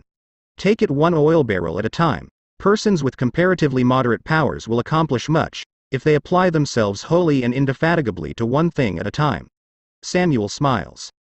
There is an old saying that, by the yard it's hard, but inch by inch, anything's a cinch. One of the best ways to overcome procrastination is for you to get your mind off the huge task in front of you and focus on a single action that you can take. One of the best ways to eat a large frog is for you to take it one bite at a time. Lao Tzu wrote, "A journey of 1,000 leagues begins with a single step." This is a great strategy for overcoming procrastination and getting more things done faster. Crossing a great desert. Many years ago, driving an old Land Rover, I crossed the heart of the Sahara Desert, the Tanazroofed, deep in modern-day Algeria. By that time, the desert had been abandoned by the French for years, and the original refueling stations were empty and shuttered. The desert was 500 miles across in a single stretch, without water, food, a blade of grass, or even a fly. It was totally flat, like a broad, yellow sand parking lot that stretched to the horizon in all directions. More than 1,300 people had perished in the crossing of that stretch of the Sahara in previous years. Often, drifting sands had obliterated the track across the desert, and the travelers had gotten lost in the night, never to be found again alive. To counter the lack of features in the terrain, the French had marked the track with black, 55-gallon oil drums every 5 kilometers, which was exactly the distance to the horizon, formed by the curvature of the earth. Because of this, in the daytime, we could always see 2 oil barrels, the one we had just passed and the one 5 kilometers ahead of it. And that was exactly what we needed to stay on course. All we had to do was to steer for the next oil barrel. As a result, we were able to cross the biggest desert in the world by simply taking it one oil barrel at a time. Take it one step at a time. In the same way, you can accomplish the biggest task in your life by disciplining yourself to take it just one step at a time. Your job is to go as far as you can see. You will then be able to see far enough to go further. To accomplish a great task, you must step out in faith and have complete confidence that your next step will soon become clear to you. Remember this wonderful advice: leap and the net will appear. A great life or a great career is built by performing one task at a time, quickly and well, and then going on to the next task. Financial independence is achieved by saving a little money every single month, year after year. Health and fitness are accomplished by just eating a little less and exercising a little more, day after day and month after month. You can overcome procrastination and accomplish extraordinary things by taking just the first step, getting started toward your goal, and then taking it one step, one oil barrel, at a time. Eat that frog. 1. Select any goal, task, or project in your life on which you have been procrastinating and make a list of all the steps you will need to take to eventually complete the task. 2. Then take just one step immediately. Sometimes all you need to do to get started is to sit down and complete one item on the list. And then do one more, and so on. You will be amazed at what you eventually accomplish. Chapter 11. Upgrade your key skills. The only certain means of success is to render more and better service than is expected of you, no matter what your task may be. Augmentino upgrading your skills is one of the most important personal productivity principles of all. Learn what you need to learn so that you can do your work in an excellent fashion. The better you become at eating a particular type of frog, the more likely you are to just plunge in and get it done. A major reason for procrastination is a feeling of inadequacy, a lack of confidence, or an inability in a key area of a task. Feeling weak or deficient in a single area is enough to discourage you from starting the job at all. Continually upgrade your skills in your key result areas. Remember, however good you are today, your knowledge and skills are becoming obsolete at a rapid rate. As Pat Riley, the basketball coach, said, anytime you stop striving to get better, you're bound to get worse. Never stop learning. One of the most helpful of all time management techniques is for you to get better at your key tasks. Personal and professional improvement is one of the best time savers there is. The better you are at a key task, the more motivated you are to launch into it. The better you are, the more energy and enthusiasm you have. When you know that you can do a job well, you find it easier to overcome procrastination and get the job done faster and better than under any other circumstances. One piece of information or one additional skill can make an enormous difference in your ability to do the job well. Identify the most important things you do, and then make a plan to continually upgrade your skills in those areas. Rule: continuous learning is the minimum requirement for success in any field. Refuse to allow a weakness or a lack of ability in any area to hold you back. Everything is learnable. And what others have learned, you can learn as well. When I began to write my first book, I was discouraged because I could use only the hunt and peck method of typing. I soon realized that I had to learn to touch type if I was ever going to write and rewrite a 300-page book. So I bought a touch typing program for my computer and practiced for 20 to 30 minutes every day for 3 months. By the end of that time, I was typing 40 to 50 words per minute. With this additional skill, I have been able to write more than 75 books that have now been published all over the world. The best news is that you can learn whatever skills you need to be more productive and more effective. You can become a touch typist if necessary. You can become proficient with a computer. You can become a terrific negotiator or a super salesperson. You can learn to speak in public. You can learn to write effectively and well. These are all skills you can acquire as soon as you decide to and make them a priority. 3 steps to mastery. First, read in your field for at least 1 hour every day. Get up a little earlier in the morning and read for 30 to 60 minutes in a book or magazine that contains information that can help you be more effective and productive at what you do. Second, take every course and seminar available on the key skills that can help you. Attend the conventions and business meetings of your profession or occupation. Go to the sessions and workshops. Sit up front and take notes. Purchase the audio recordings of the programs. Dedicate yourself to becoming one of the most knowledgeable and competent people in your field. Third, listen to audio programs in your car. The average car owner sits behind the wheel 500 to 1,000 hours each year while driving from place to place. Turn driving time into learning time. You can become one of the smartest, most capable, and highest paid people in your field simply by listening to educational audio programs as you drive from place to place. The more you learn and know, the more confident and motivated you feel. The better you become, the more capable you will be of doing even more in your field. The more you learn, the more you can learn. Just as you can build your physical muscles through physical exercise, you can build your mental muscles with mental exercises. And there is no limit to how far or how fast you can advance except for the limits you place on your own imagination. Eat that frog. 1. Identify the key skills that can help you the most to achieve better and faster results. Determine the core competencies that you will need to have in the future to lead your field. Whatever they are, set a goal, make a plan, and begin developing and increasing your ability in those areas. Decide to be the very best at what you do. 2. Develop a personal plan to prepare yourself to do your most important tasks in an excellent fashion. Focus on those areas where you have special talents and that you most enjoy. This is the key to unlocking your personal potential. Chapter 12. Identify your key constraints. Concentrate all your thoughts on the task at hand. The sun's rays do not burn until brought to a focus. Alexander Graham Bell. Between where you are today and any goal or objective that you want to accomplish, there is one major constraint that must be overcome before you can achieve that major goal. Your job is to identify it clearly. What is holding you back? What sets the speed at which you achieve your goals? What determines how fast you move from where you are to where you want to go? What stops you or holds you back from eating the frogs that can really make a difference? Why aren't you at your goal already? These are some of the most important questions you will ever ask and answer on your way to achieving high levels of personal productivity and effectiveness. Whatever you have to do, there is always a limiting factor that determines how quickly and well you get it done. Your job is to study the task and identify the limiting factor or constraint within it. You must then focus all of your energies on alleviating that single choke point. Identify the limiting factor. In virtually every task, large or small, a single factor sets the speed at which you achieve the goal or complete the job. What is it? Concentrate your mental energies on that one key area. This can be the most productive use of your time and talents. This constraint may be a person whose help or decision you need, a resource that you require, a weakness in some part of the organization, or something else. But the limiting factor is always there, and it is always your job to find it. For example, the purpose of a business is to create and keep customers. By doing this in sufficient quantities, the company makes a profit and continues to grow and flourish. Every business has a limiting factor or choke point that determines how quickly and well the company achieves this purpose. It may be the marketing, the level of sales, or the sales force itself. It may be the costs of operation or the methods of production. It may be the level of cash flow or costs. The success of the company may be determined by the competition, the customers, or the current marketplace. One of these factors, more than anything else, determines how quickly the company achieves its goals of growth and profitability. What is it?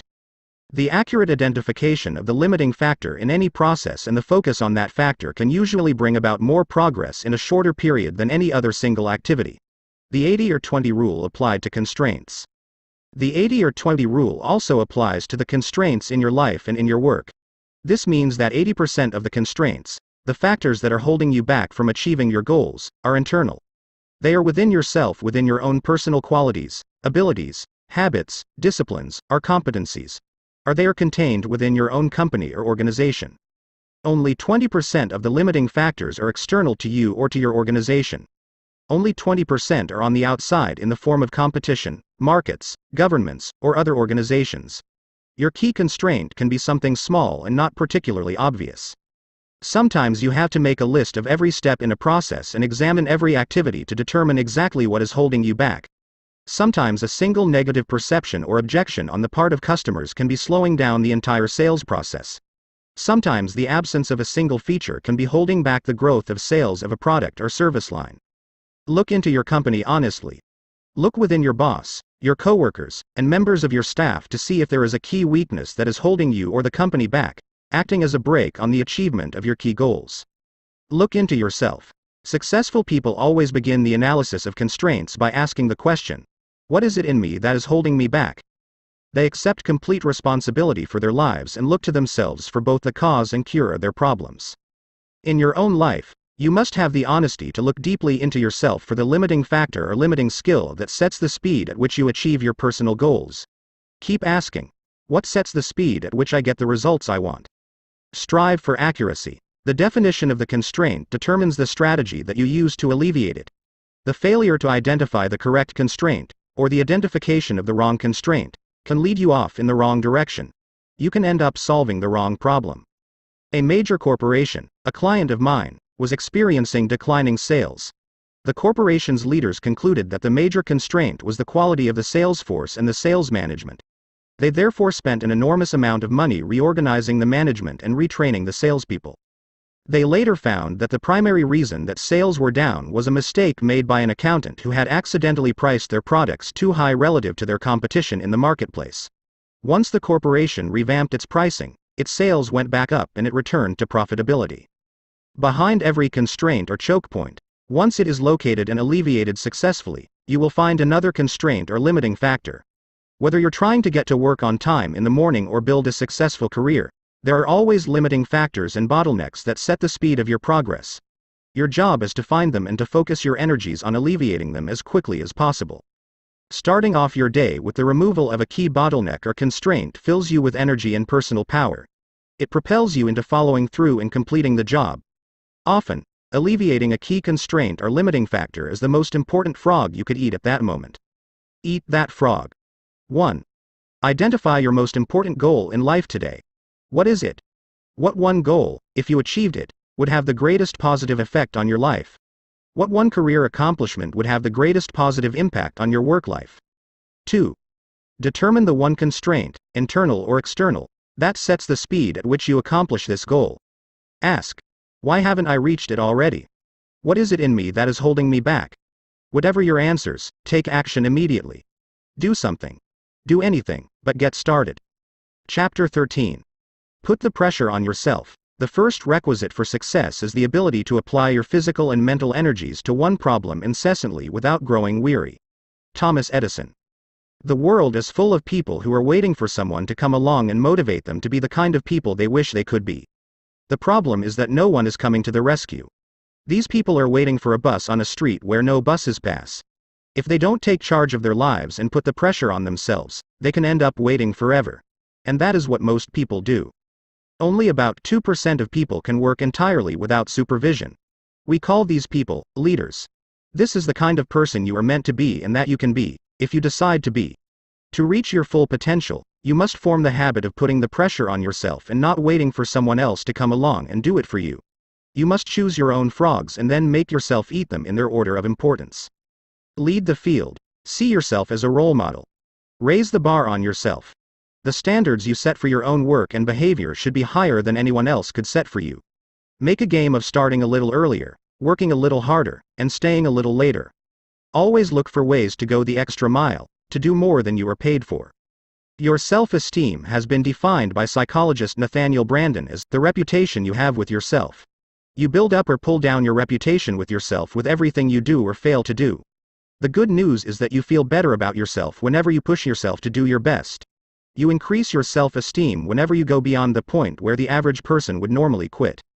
Create imaginary deadlines. One of the best ways for you to overcome procrastination and get more things done faster is by working as though you had only one day to get your most important jobs done. Imagine each day that you have just received an emergency message and that you will have to leave town tomorrow for a month. If you had to leave town for a month, what would you make absolutely sure that you got done before you left? Whatever your answer, go to work on that task right now. Another way to put pressure on yourself is to imagine that you just received an all-expenses-paid vacation at a beautiful resort as a prize, but you will have to leave tomorrow morning on the vacation or it will be given to someone else. What would you be determined to finish before you left so that you could take that vacation? Whatever it is, start on that one job immediately. Successful people continually put the pressure on themselves to perform at high levels. Unsuccessful people have to be instructed and pressured by others. By putting the pressure on yourself, you will accomplish more tasks better and faster than ever.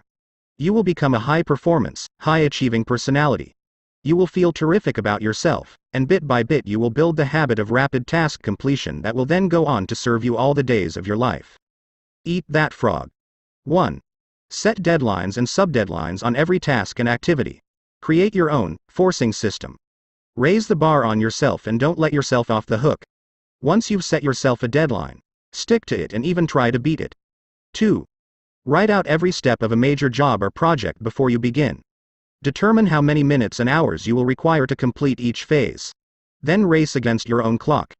Beat your own deadlines. Make it a game and resolve to win. Chapter 14. Motivate yourself into action. It is in the compelling zest of high adventure and of victory, and of creative action that man finds his supreme joys. Antoine de Saint-Exupéry. To perform at your best, you must become your own personal cheerleader.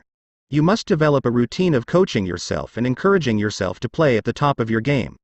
Most of your emotions, positive or negative, are determined by how you talk to yourself on a minute-to-minute basis. It is not what happens to you but the way that you interpret the things that are happening to you that determines how you feel. Your version of events largely determines whether these events motivate or demotivate you, whether they energize or de-energize you. To keep yourself motivated, you must resolve to become a complete optimist. You must decide to respond positively to the words, actions, and reactions of the people and situations around you. You must refuse to let the unavoidable difficulties and setbacks of daily life affect your mood or emotions. Control your inner dialogue. Your level of self-esteem, how much you like and respect yourself, is central to your levels of motivation and persistence. You should talk to yourself positively all the time to boost your self-esteem. Say, "I like myself. I like myself," over and over until you begin to believe it and behave like a person with a high-performance personality. To keep yourself motivated and to overcome feelings of doubt or fear, continually tell yourself, "I can do it. I can do it." When people ask you how you are, always tell them, "I feel terrific."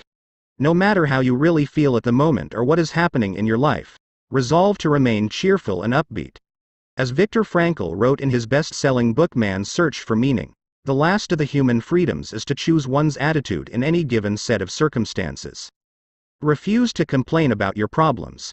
Keep them to yourself. As speaker humorist Ed Foreman says, you should never share your problems with others because 80% of people don't care about them anyway, and the other 20% are kind of glad that you've got them in the first place.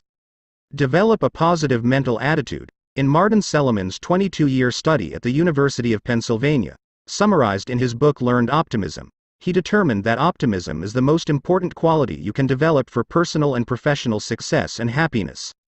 Optimistic people seem to be more effective in almost every area of life. It turns out that optimists have 4 special behaviors, all learned through practice and repetition. First, optimists look for the good in every situation. No matter what goes wrong, they always look for something good or beneficial, and not surprisingly, they always seem to find it. Second, optimists always seek the valuable lesson in every setback or difficulty. They believe that difficulties come not to obstruct but to instruct. They believe that each setback or obstacle contains a valuable lesson they can learn and grow from, and they are determined to find it. Third, optimists always look for the solution to every problem. Instead of blaming or complaining when things go wrong, they become action-oriented. They ask questions like, what's the solution? What can we do now? What's the next step? Fourth, optimists think and talk continually about their goals. They think about what they want and how to get it. They think and talk about the future and where they are going rather than the past and where they came from. They are always looking forward rather than backward. When you continually visualize your goals and ideals and talk to yourself in a positive way, you feel more focused and energized. You feel more confident and creative. You experience a greater sense of control and personal power. And the more positive and motivated you feel, the more eager you will be to get started and the more determined you will be to keep going. Eat that frog. 1. Control your thoughts. Remember, you become what you think about most of the time. Be sure that you are thinking and talking about the things you want rather than the things you don't want. 2. Keep your mind positive by accepting complete responsibility for yourself and for everything that happens to you. Refuse to criticize others, complain, or blame others for anything. Resolve to make progress rather than excuses. Keep your thoughts and your energy focused forward, on what you can do right now to improve your life, and let the rest go. Chapter 15. Technology is a terrible master. There is more to life than just increasing its speed. Mohandas Gandhi: technology can be your best friend or your worst enemy. Technology becomes the enemy when we give in to an obsessive need to communicate continually. This compulsion to stay plugged in leaves us all psychologically breathless. We have no time to stop, smell the roses, and collect our thoughts. You have a choice. The key is to keep your relationship with technology under control. Bill Gross, who managed more than $600 billion in fixed income funds and bonds when he was with PIMCO, is famous for exercising regularly and meditating daily to keep centered while using no technology at all. Despite turning off all his devices, he never misses an important message. For you to stay calm, clear-headed, and capable of performing at your best, detach on a regular basis from the technology that overwhelms you. A researcher who asked a group of CEOs and entrepreneurs to unplug from technology found they had improved memory, deeper relationships, better sleep, and a greater likelihood of making life-transforming decisions. When people are too plugged in, communications technology quickly becomes a destructive addiction. People wake up in the morning and obsessively check all their phone notifications before leaving their beds. They then race to their computers for yet more typing before even eating breakfast, drinking water, or brushing their teeth. People are now checking their smartphones about 46 times each day according to one study and about 85 times a day according to another study, which found that people were accessing their phones twice as often as they thought. Don't become addicted. In Washington not long ago, I was at a business luncheon with a room full of high-level executives. Prior to the beginning of the luncheon, one of the organizers stood up and said a short grace. All the executives bowed their heads. When the grace was over, the luncheon began. However, at my table, 4 or 5 out of the 8 people seemed to have been greatly affected by the prayer. They kept their heads down and their hands in their laps, even when the food was served. They seemed to be lost in deep thought over the profound questions of the day. Then I realized that they were not praying at all. They were all intensely focused on their smartphones, sending and receiving emails, typing like frantic teenagers playing video games. They were all lost to the world around them, drowning in a deep sink full of information exchange. Take back your time. One of my clients found himself bound and chained to his computer, receiving and responding to emails several hours each day. The more time he spent at his computer, the fewer of his other important tasks he was able to get done. The stress caused by these undone tasks, building up like an avalanche overhang, started to affect his personality, his health, and his sleeping habits. We taught him about the 80 or 20 rule and how it applied to emails. He deleted and unsubscribed from the 80% of his emails that had no value. Of the remaining 20%, only 4% required immediate responses. The other 16% could be transferred to an action folder to be worked on later. Refuse to be a slave. Unchain yourself from your computer. Unsubscribe from all unwanted newsletters. Set up an autoresponder that says, I check my email only twice per day. I will reply as soon as possible. If this is an emergency, phone this number. A journalist for Fortune magazine once wrote that when he arrived back at the office after a 2-week European vacation, he had more than 700 emails waiting for him. He realized that it would take him a week to get through them all before starting on important projects. For the first time in his career, he took a deep breath and punched the delete all button, erasing those 700 emails forever. He then got busy with the projects that were really important to him and his company. His explanation was simple. I realized that, just because somebody sends me an email, it does not mean that they own a piece of my life. Although not many people would delete their entire inbox, you can definitely delete and ignore more emails than you do right now. Empower yourself to remove all emails that don't relate to important goals and relationships. Someone will tell you, people often ask me at my seminars, but don't you have to stay plugged into technology to keep current with the news? I tell them, if it is really important, someone will tell you. Many people unplug from the news, and surprisingly enough, they remain well informed on most important subjects. You should do the same. Eat that frog. 1. Resolve today to create zones of silence during your day-to-day activities. Turn off your computer and your smartphone for 1 hour in the morning and 1 hour in the afternoon. You will be amazed at what happens. Nothing. 2. Resolve to unplug from technology for 1 full day each week. By the end of your digital detox, your mind will be calm and clear. When your mental batteries have time to recharge, you will be much more effective at eating frogs. Chapter 16. Technology is a wonderful servant. Technology is just a tool. Melinda Gates. You must discipline yourself to treat technology as a servant, not as a master. The purpose of technology is to make your life smoother and easier, not to create complexity, confusion, and stress. Usually, to get more done of higher value, you have to stop doing things of lower value. Keep asking yourself, what's important here? What is most important for you to accomplish at work? What is important in your personal life? If you could do only 1 or 2 of the activities available to you, which ones would they be?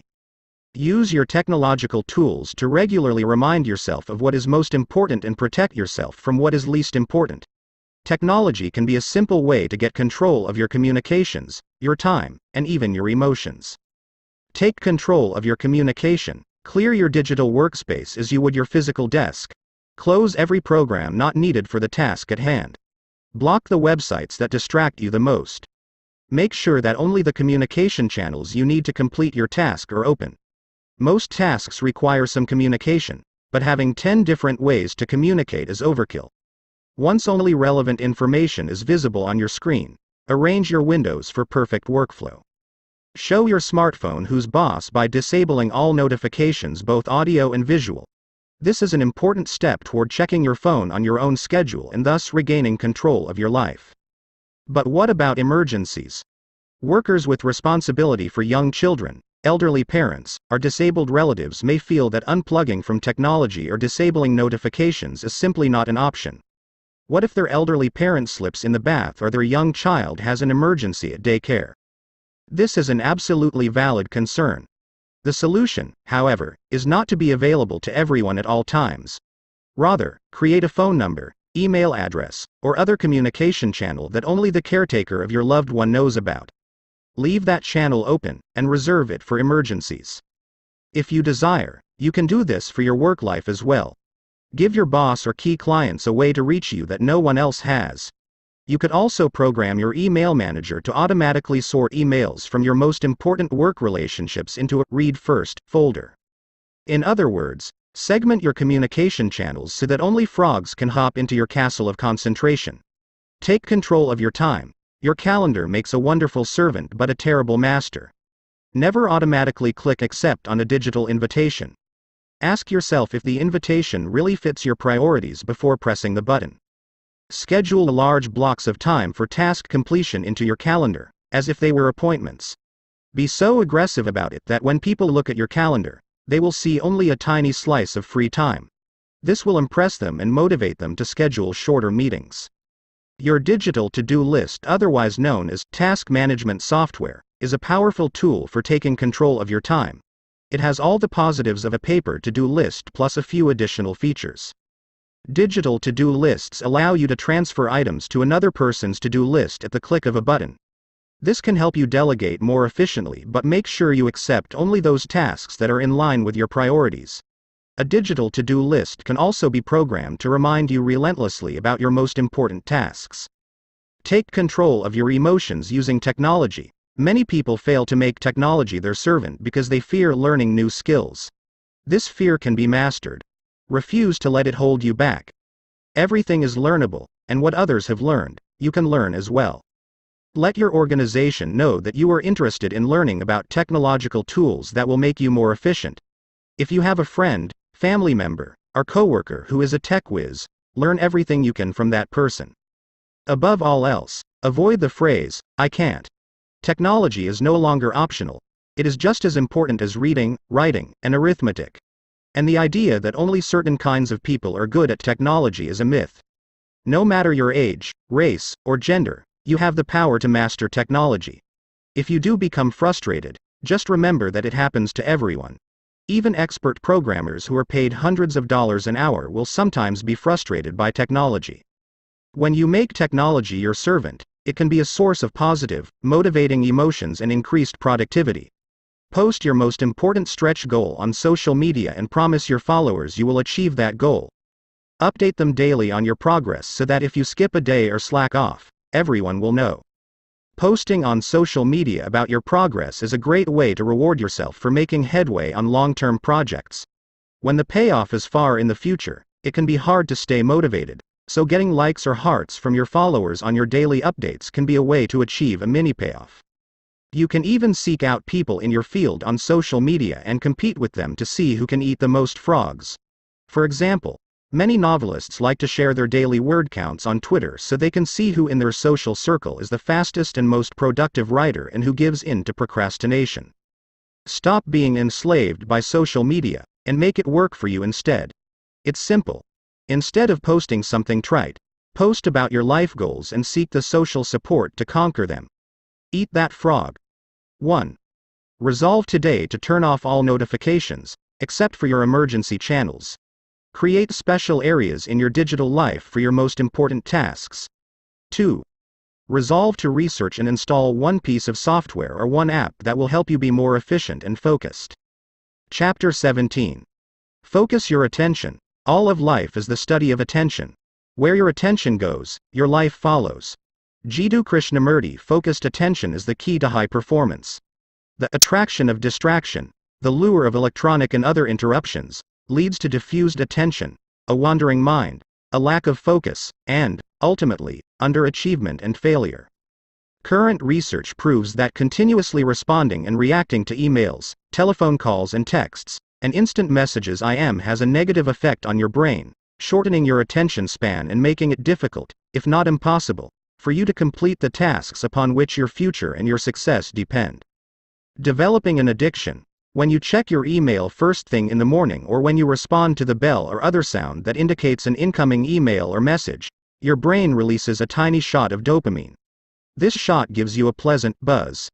It stimulates your curiosity and causes you to react and respond immediately. You instantly forget whatever else you were doing and turn your full attention to the new message. Like the sound of bells ringing when you win while playing a slot machine, the sound of the email or IM triggers the reaction of, "What did I win?" You immediately stop your work to find out what your prize is.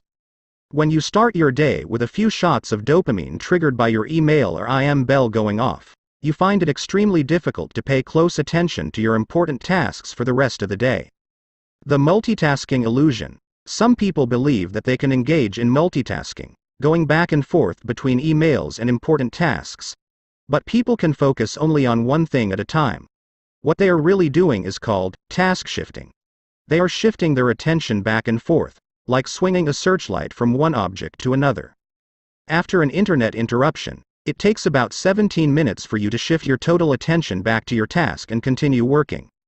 This is precisely why so many people today are working harder and harder, shifting from email interruptions to work and back again, all day long, and getting less and less accomplished. They also make more mistakes. The proven solutions. The solutions are simple and are being adopted by the most productive people in every industry. First, don't check your email in the morning and immediately trigger the all-day dopamine addiction. Leave your devices off. Second, If you must check your email for any reason, get in and out fast, and get back to work. Turn off the sound on your computer, and put your phone on vibrate. Stop the stimulations that trigger the flow of dopamine and lead to continuous interruptions. Finally, resolve to check your email only twice a day, at 11 a.m. and 3 p.m., and then turn it off again each time. Provide a telephone number where someone can reach you in an emergency. Whenever you are in a meeting with one or more people, follow the same protocol. Leave electronic devices off. Never insult the persons you are meeting with by working on your laptop or answering your phone. Pay 100% attention to the other people. This applies at home as well. Double your productivity. Here is a simple way to double your productivity. First, plan each day in advance. Select your most important task, and then start on that task first thing, before you do anything else. Second, work non-stop for 90 minutes with no diversion or distraction, and then give yourself a 15-minute break. Third, start again and work another 90 minutes flat out. Finally, after this 3-hour work period, you can then reward yourself with a shot of dopamine by checking your email. When you develop the habit of completing 3 hours of important work each morning, first thing, you will both double your productivity and break yourself of the habit of checking your email all day long. You will regain full control of your life. Eat that frog. 1. Keep your goals of success and high productivity in mind. Before you do anything, ask yourself, is this helping me achieve one of my most important goals, or is this just a distraction? 2. Refuse to become a slave to the bells and whistles that distract you from completing those tasks that can make a real difference in your life. Leave your devices off. Chapter 18. Slice and dice the task. The beginning of a habit is like an invisible thread, but every time we repeat the act we strengthen the strand, add to it another filament, until it becomes a great cable and binds us irrevocably, in thought and act. Orison Swett Marden. A major reason for procrastinating on big, important tasks is that they appear so large and formidable when you first approach them.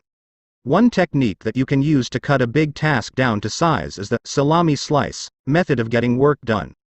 With this method, you lay out the task in detail, writing down every step in order, and then resolve to do just one slice of the job for the time being, like eating a roll of salami one slice at a time or like eating an elephant one bite at a time. Psychologically, you will find it easier to do a single, small piece of a large project than to start on the whole job. Often, once you have started and completed a single part of the job, you will feel like doing just one more slice. Soon, you will find yourself working through the job one part at a time, and before you know it, the job will be completed. Develop a compulsion to closure. An important point to remember is that you have deep within you an urge to completion, or what is often referred to as a compulsion to closure. This means that you actually feel happier and more powerful when you start and complete a task of any kind. You satisfy a deep subconscious need to bring finality to a job or project.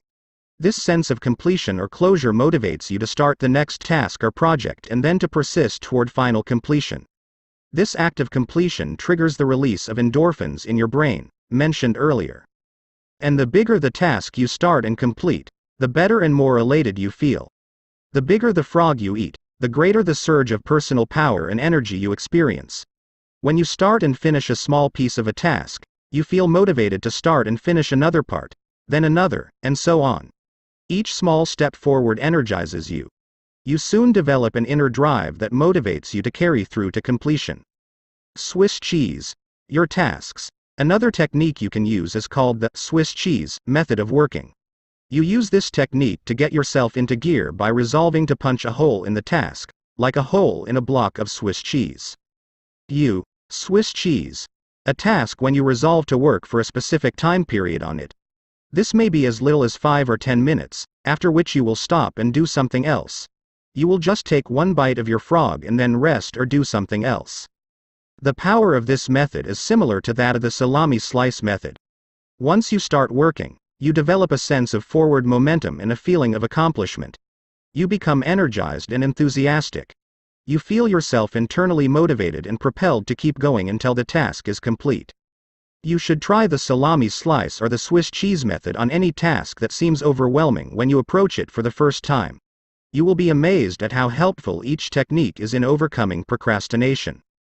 I have several friends who have become best-selling authors by simply resolving to write one page or even one paragraph per day until the book was completed. And you can do the same. Eat that frog. 1. Put the salami slice, or Swiss cheese, technique into action immediately to get started on a large, complex, multitask job that you've been putting off. 2. Become action-oriented. A common quality of high performers is that when they hear a good idea, they take action on it immediately. Don't delay. Try it today. Chapter 19. Create large chunks of time. Nothing can add more power to your life than concentrating all of your energies on a limited set of targets. Nito Quabain. Most of the really important work you do requires large chunks of unbroken time to complete. Your ability to carve out and use these blocks of high value, highly productive time is central to your ability to make a significant contribution to your work and to your life. Successful salespeople set aside a specific time period each day to phone prospects. Rather than procrastinating or delaying on a task that they don't particularly like, they resolve that they will phone for 1 solid hour between 10 o'clock and 11 a.m., for example, and they discipline themselves to follow through on their resolution. Many business executives set aside a specific time each day to call customers directly to get feedback, to return phone calls, or to answer correspondence. Some people allocate specific 30 to 60-minute time periods each day for exercise. Many people read great books 15 minutes each night before retiring. In this way, over time, they eventually read dozens of the best books ever written. Schedule blocks of time. The key to the success of this method of working in specific time segments is for you to plan your day in advance and schedule a fixed time period for a particular activity or task. Make work appointments with yourself and then discipline yourself to keep them. Set aside 30, 60, and 90-minute time segments that you use to work on and complete important tasks. Many highly productive people schedule specific activities in pre-planned time slots all day long. These people build their work lives around accomplishing key tasks one at a time. As a result, they become more and more productive and eventually produce 2 times, 3 times, and 5 times as much as the average person. Use a time planner. A time planner, broken down by day, hour, and minute and organized in advance, can be one of the most powerful personal productivity tools of all. It enables you to see where you can consolidate and create blocks of time for concentrated work. During these working times, turn off the telephone, eliminate all distractions, and work non-stop. One of the best work habits of all is to get up early and work at home in the morning for 2 to 3 hours. You can get 3 times as much work done at home without interruptions as you ever could in a busy office where you are surrounded by people and bombarded by phone calls. Make every minute count. When you fly on business, you can create your office in the air by planning your work thoroughly before you depart. When the plane takes off, you can work non-stop for the entire flight. You will be amazed at how much work you can go through when you work steadily in an airplane, without interruptions. One of the keys to high levels of performance and productivity is to make every minute count. Use travel and transition times, what are often called gifts of time, to complete small chunks of larger tasks. Eat that frog. 1. Think continually of different ways that you can save, schedule, and consolidate large chunks of time. Use these times to work on important tasks with the most significant long-term consequences. 2. Make every minute count. Work steadily and continuously without diversion or distraction by planning and preparing your work in advance. Most of all, keep focused on the most important results for which you are responsible. Chapter 20. Develop a sense of urgency. Do not wait. The time will never be just right. Start where you stand, and work with whatever tools you may have at your command, and better tools will be found as you go along. Napoleon Hill. Perhaps the most outwardly identifiable quality of high-performing men and women is action orientation. They are in a hurry to get their key tasks completed. Highly productive people take the time to think, plan, and set priorities. They then launch quickly and strongly toward their goals and objectives. They work steadily, smoothly, and continuously. As a result, they seem to power through enormous amounts of work in the same amount of time that the average person spends socializing, wasting time, and working on low-value activities. Getting into flow. When you work on your most important tasks at a high and continuous level of activity, you can actually enter into an amazing mental state called flow. Almost everyone has experienced this at some time. Really successful people are those who get themselves into this state far more often than the average person. When you're in the state of flow, which is the highest human state of performance and productivity, something almost miraculous happens to your mind and emotions. You feel elated and clear. Everything you do seems effortless and accurate. You feel happy and energized. You experience a tremendous sense of calm and increased personal effectiveness.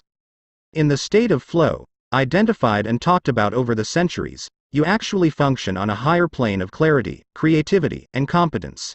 You are more sensitive and aware. Your insight and intuition guide you and direct you to do and say exactly the right things at the right time.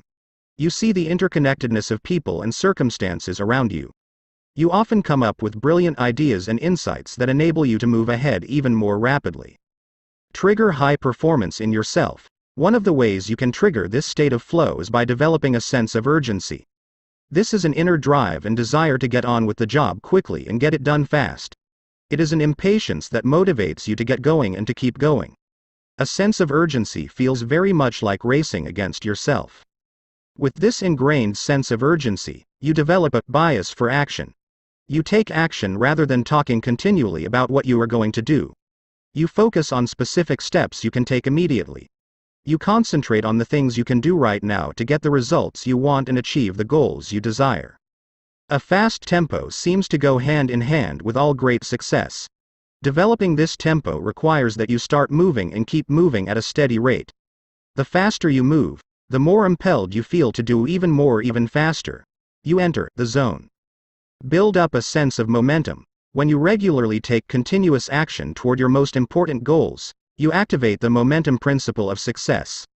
This principle says that although it may take tremendous amounts of energy to overcome inertia and get started initially, it then takes far less energy to keep going. The good news is that the faster you move, the more energy you have. The faster you move, the more you get done and the more effective you feel. The faster you move, the more experience you get and the more you learn. The faster you move, the more competent and capable you become at your work. A sense of urgency shifts you automatically onto the fast track in your career. The faster you work and the more you get done, the higher will be your levels of self-esteem, self-respect, and personal pride. You will feel in complete control of your life and your work. Do it now. One of the simplest and yet most powerful ways to get yourself started is to repeat the words, "Do it now. Do it now. Do it now," over and over to yourself. If you feel yourself slowing down or becoming distracted by conversations or low-value activities, repeat to yourself the words, "Back to work. Back to work. Back to work," over and over. In the final analysis, nothing will help you more in your career than for you to get the reputation for being the kind of person who gets important work done quickly and well. This reputation will make you one of the most valuable and respected people in your field. Eat that frog. 1. Resolve today to develop a sense of urgency in everything you do. Select one area where you have a tendency to procrastinate, and make a decision to develop the habit of fast action in that area. 2. When you see an opportunity or a problem, take action on it immediately. When you are given a task or responsibility, take care of it quickly and report back fast. Move rapidly in every important area of your life. You will be amazed at how much better you feel and how much more you get done. Chapter 21. Single-handle every task. Herein lies the secret of true power. Learn, by constant practice, how to husband your resources, and to concentrate them at any given moment upon a given point. James Allen. Eat that frog. Every bit of planning, prioritizing, and organizing comes down to this simple concept. Every great achievement of humankind has been preceded by a long period of hard, concentrated work until the job was done. Your ability to select your most important task, to begin it, and then to concentrate on it single-mindedly until it is complete is the key to high levels of performance and personal productivity. Once you get going, keep going. Single-handling requires that once you begin, you keep working at the task without diversion or distraction until the job is 100% complete. You keep urging yourself onward by repeating the words, "Back to work," over and over whenever you are tempted to stop or do something else. By concentrating single-mindedly on your most important task, you can reduce the time required to complete it by 50% or more. It has been estimated that the tendency to start and stop a task, to pick it up, put it down, and come back to it can increase the time necessary to complete the task by as much as 500%. Each time you return to the task, you have to familiarize yourself with where you were when you stopped and what you still have to do. You have to overcome inertia and get yourself going again. You have to develop momentum and get into a productive work rhythm. But when you prepare thoroughly and then begin, refusing to stop or turn aside until the job is done, you develop energy, enthusiasm, and motivation. You get better and more productive. You work faster and more effectively. Don't waste time. The truth is that once you have decided on your number one task, anything else that you do other than that is a relative waste of time. Any other activity is just not as valuable or as important as this job, based on your own priorities. The more you discipline yourself to working non-stop on a single task, the more you progress along the efficiency curve. You get more and more high-quality work done in less and less time. Each time you stop working, however, you break this cycle and move back along the curve to where every part of the task is more difficult and time-consuming.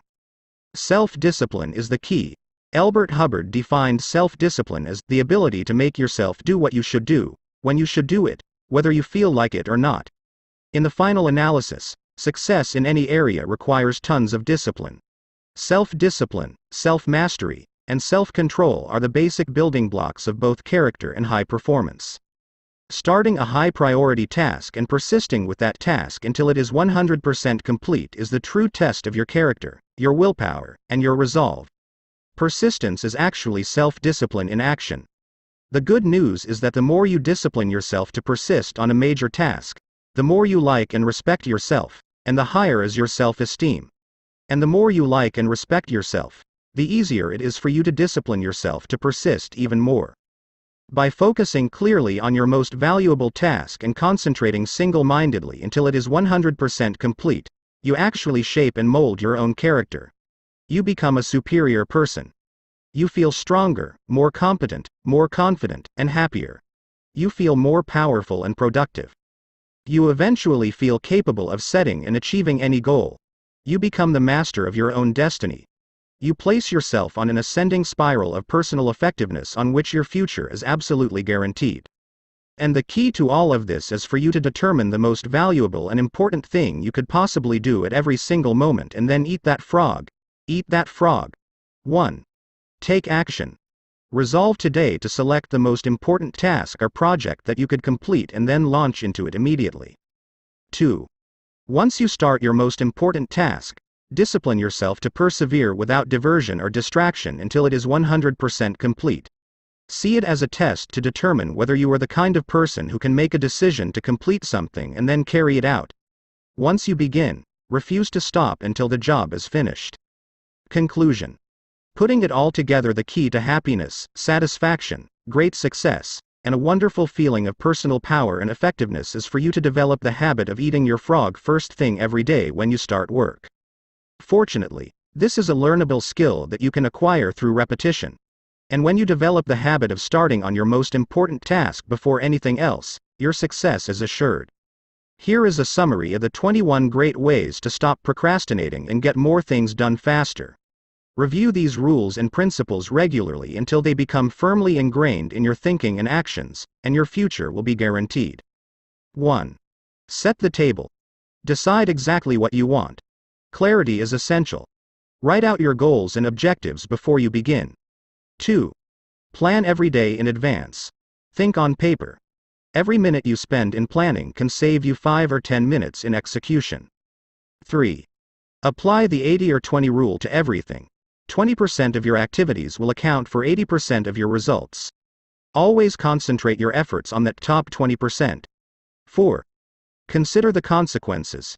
Your most important tasks and priorities are those that can have the most serious consequences, positive or negative, on your life or work. Focus on these above all else. 5. Practice creative procrastination.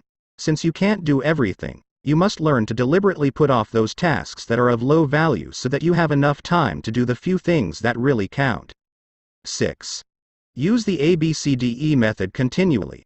Before you begin work on a list of tasks, Take a few moments to organize them by value and priority so you can be sure of working on your most important activities. 7.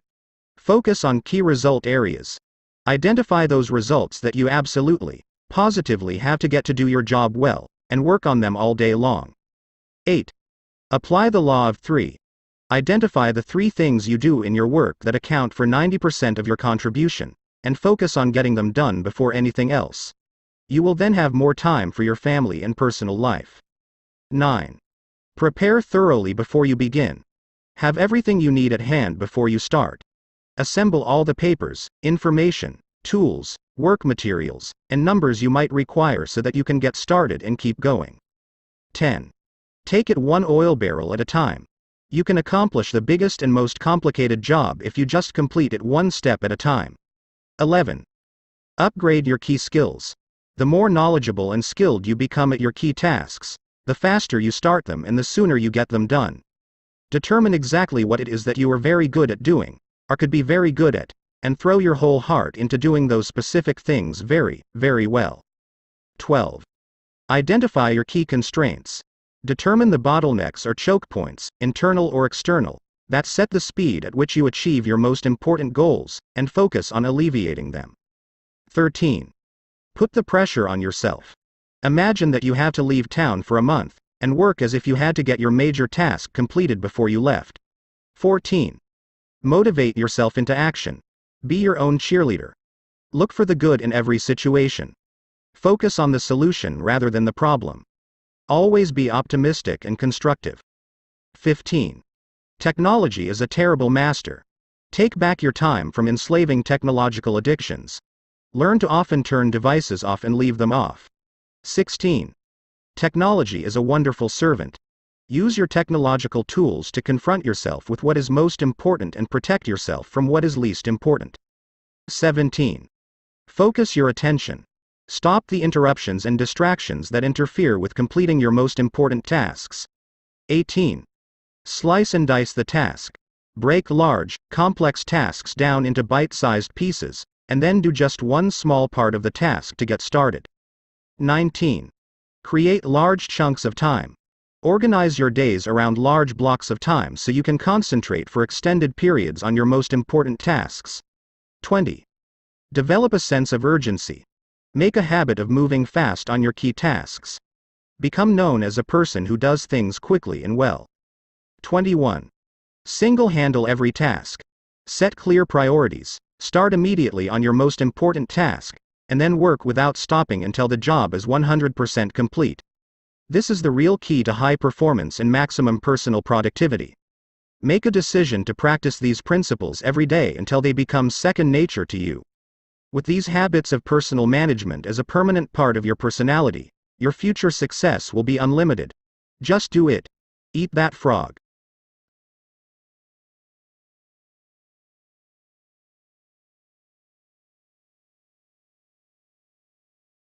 Thank you for listening to this audiobook, Eat That Frog by Brian Tracy. I hope that you have taken away some great insights and tips on how to stay motivated, work smarter, and get things done. Brian Tracy's book is a great guide for setting and achieving your goals, no matter how big or small. By following his simple strategies and tips, you can learn to focus, prioritize, and accomplish what you set out to do. As Tracy states in his book, successful people are simply those with successful habits. So why not start forming those habits today? I hope you've enjoyed this audiobook, and that you're inspired to put the things you've learned in this book into action. Until next time, keep eating those frogs. Comment down below what you have learned in this audiobook. If you want to grab this book, I put the link in the description below. If you want to listen to more audiobooks, follow and subscribe. I upload audiobooks every week. Also, check out this video.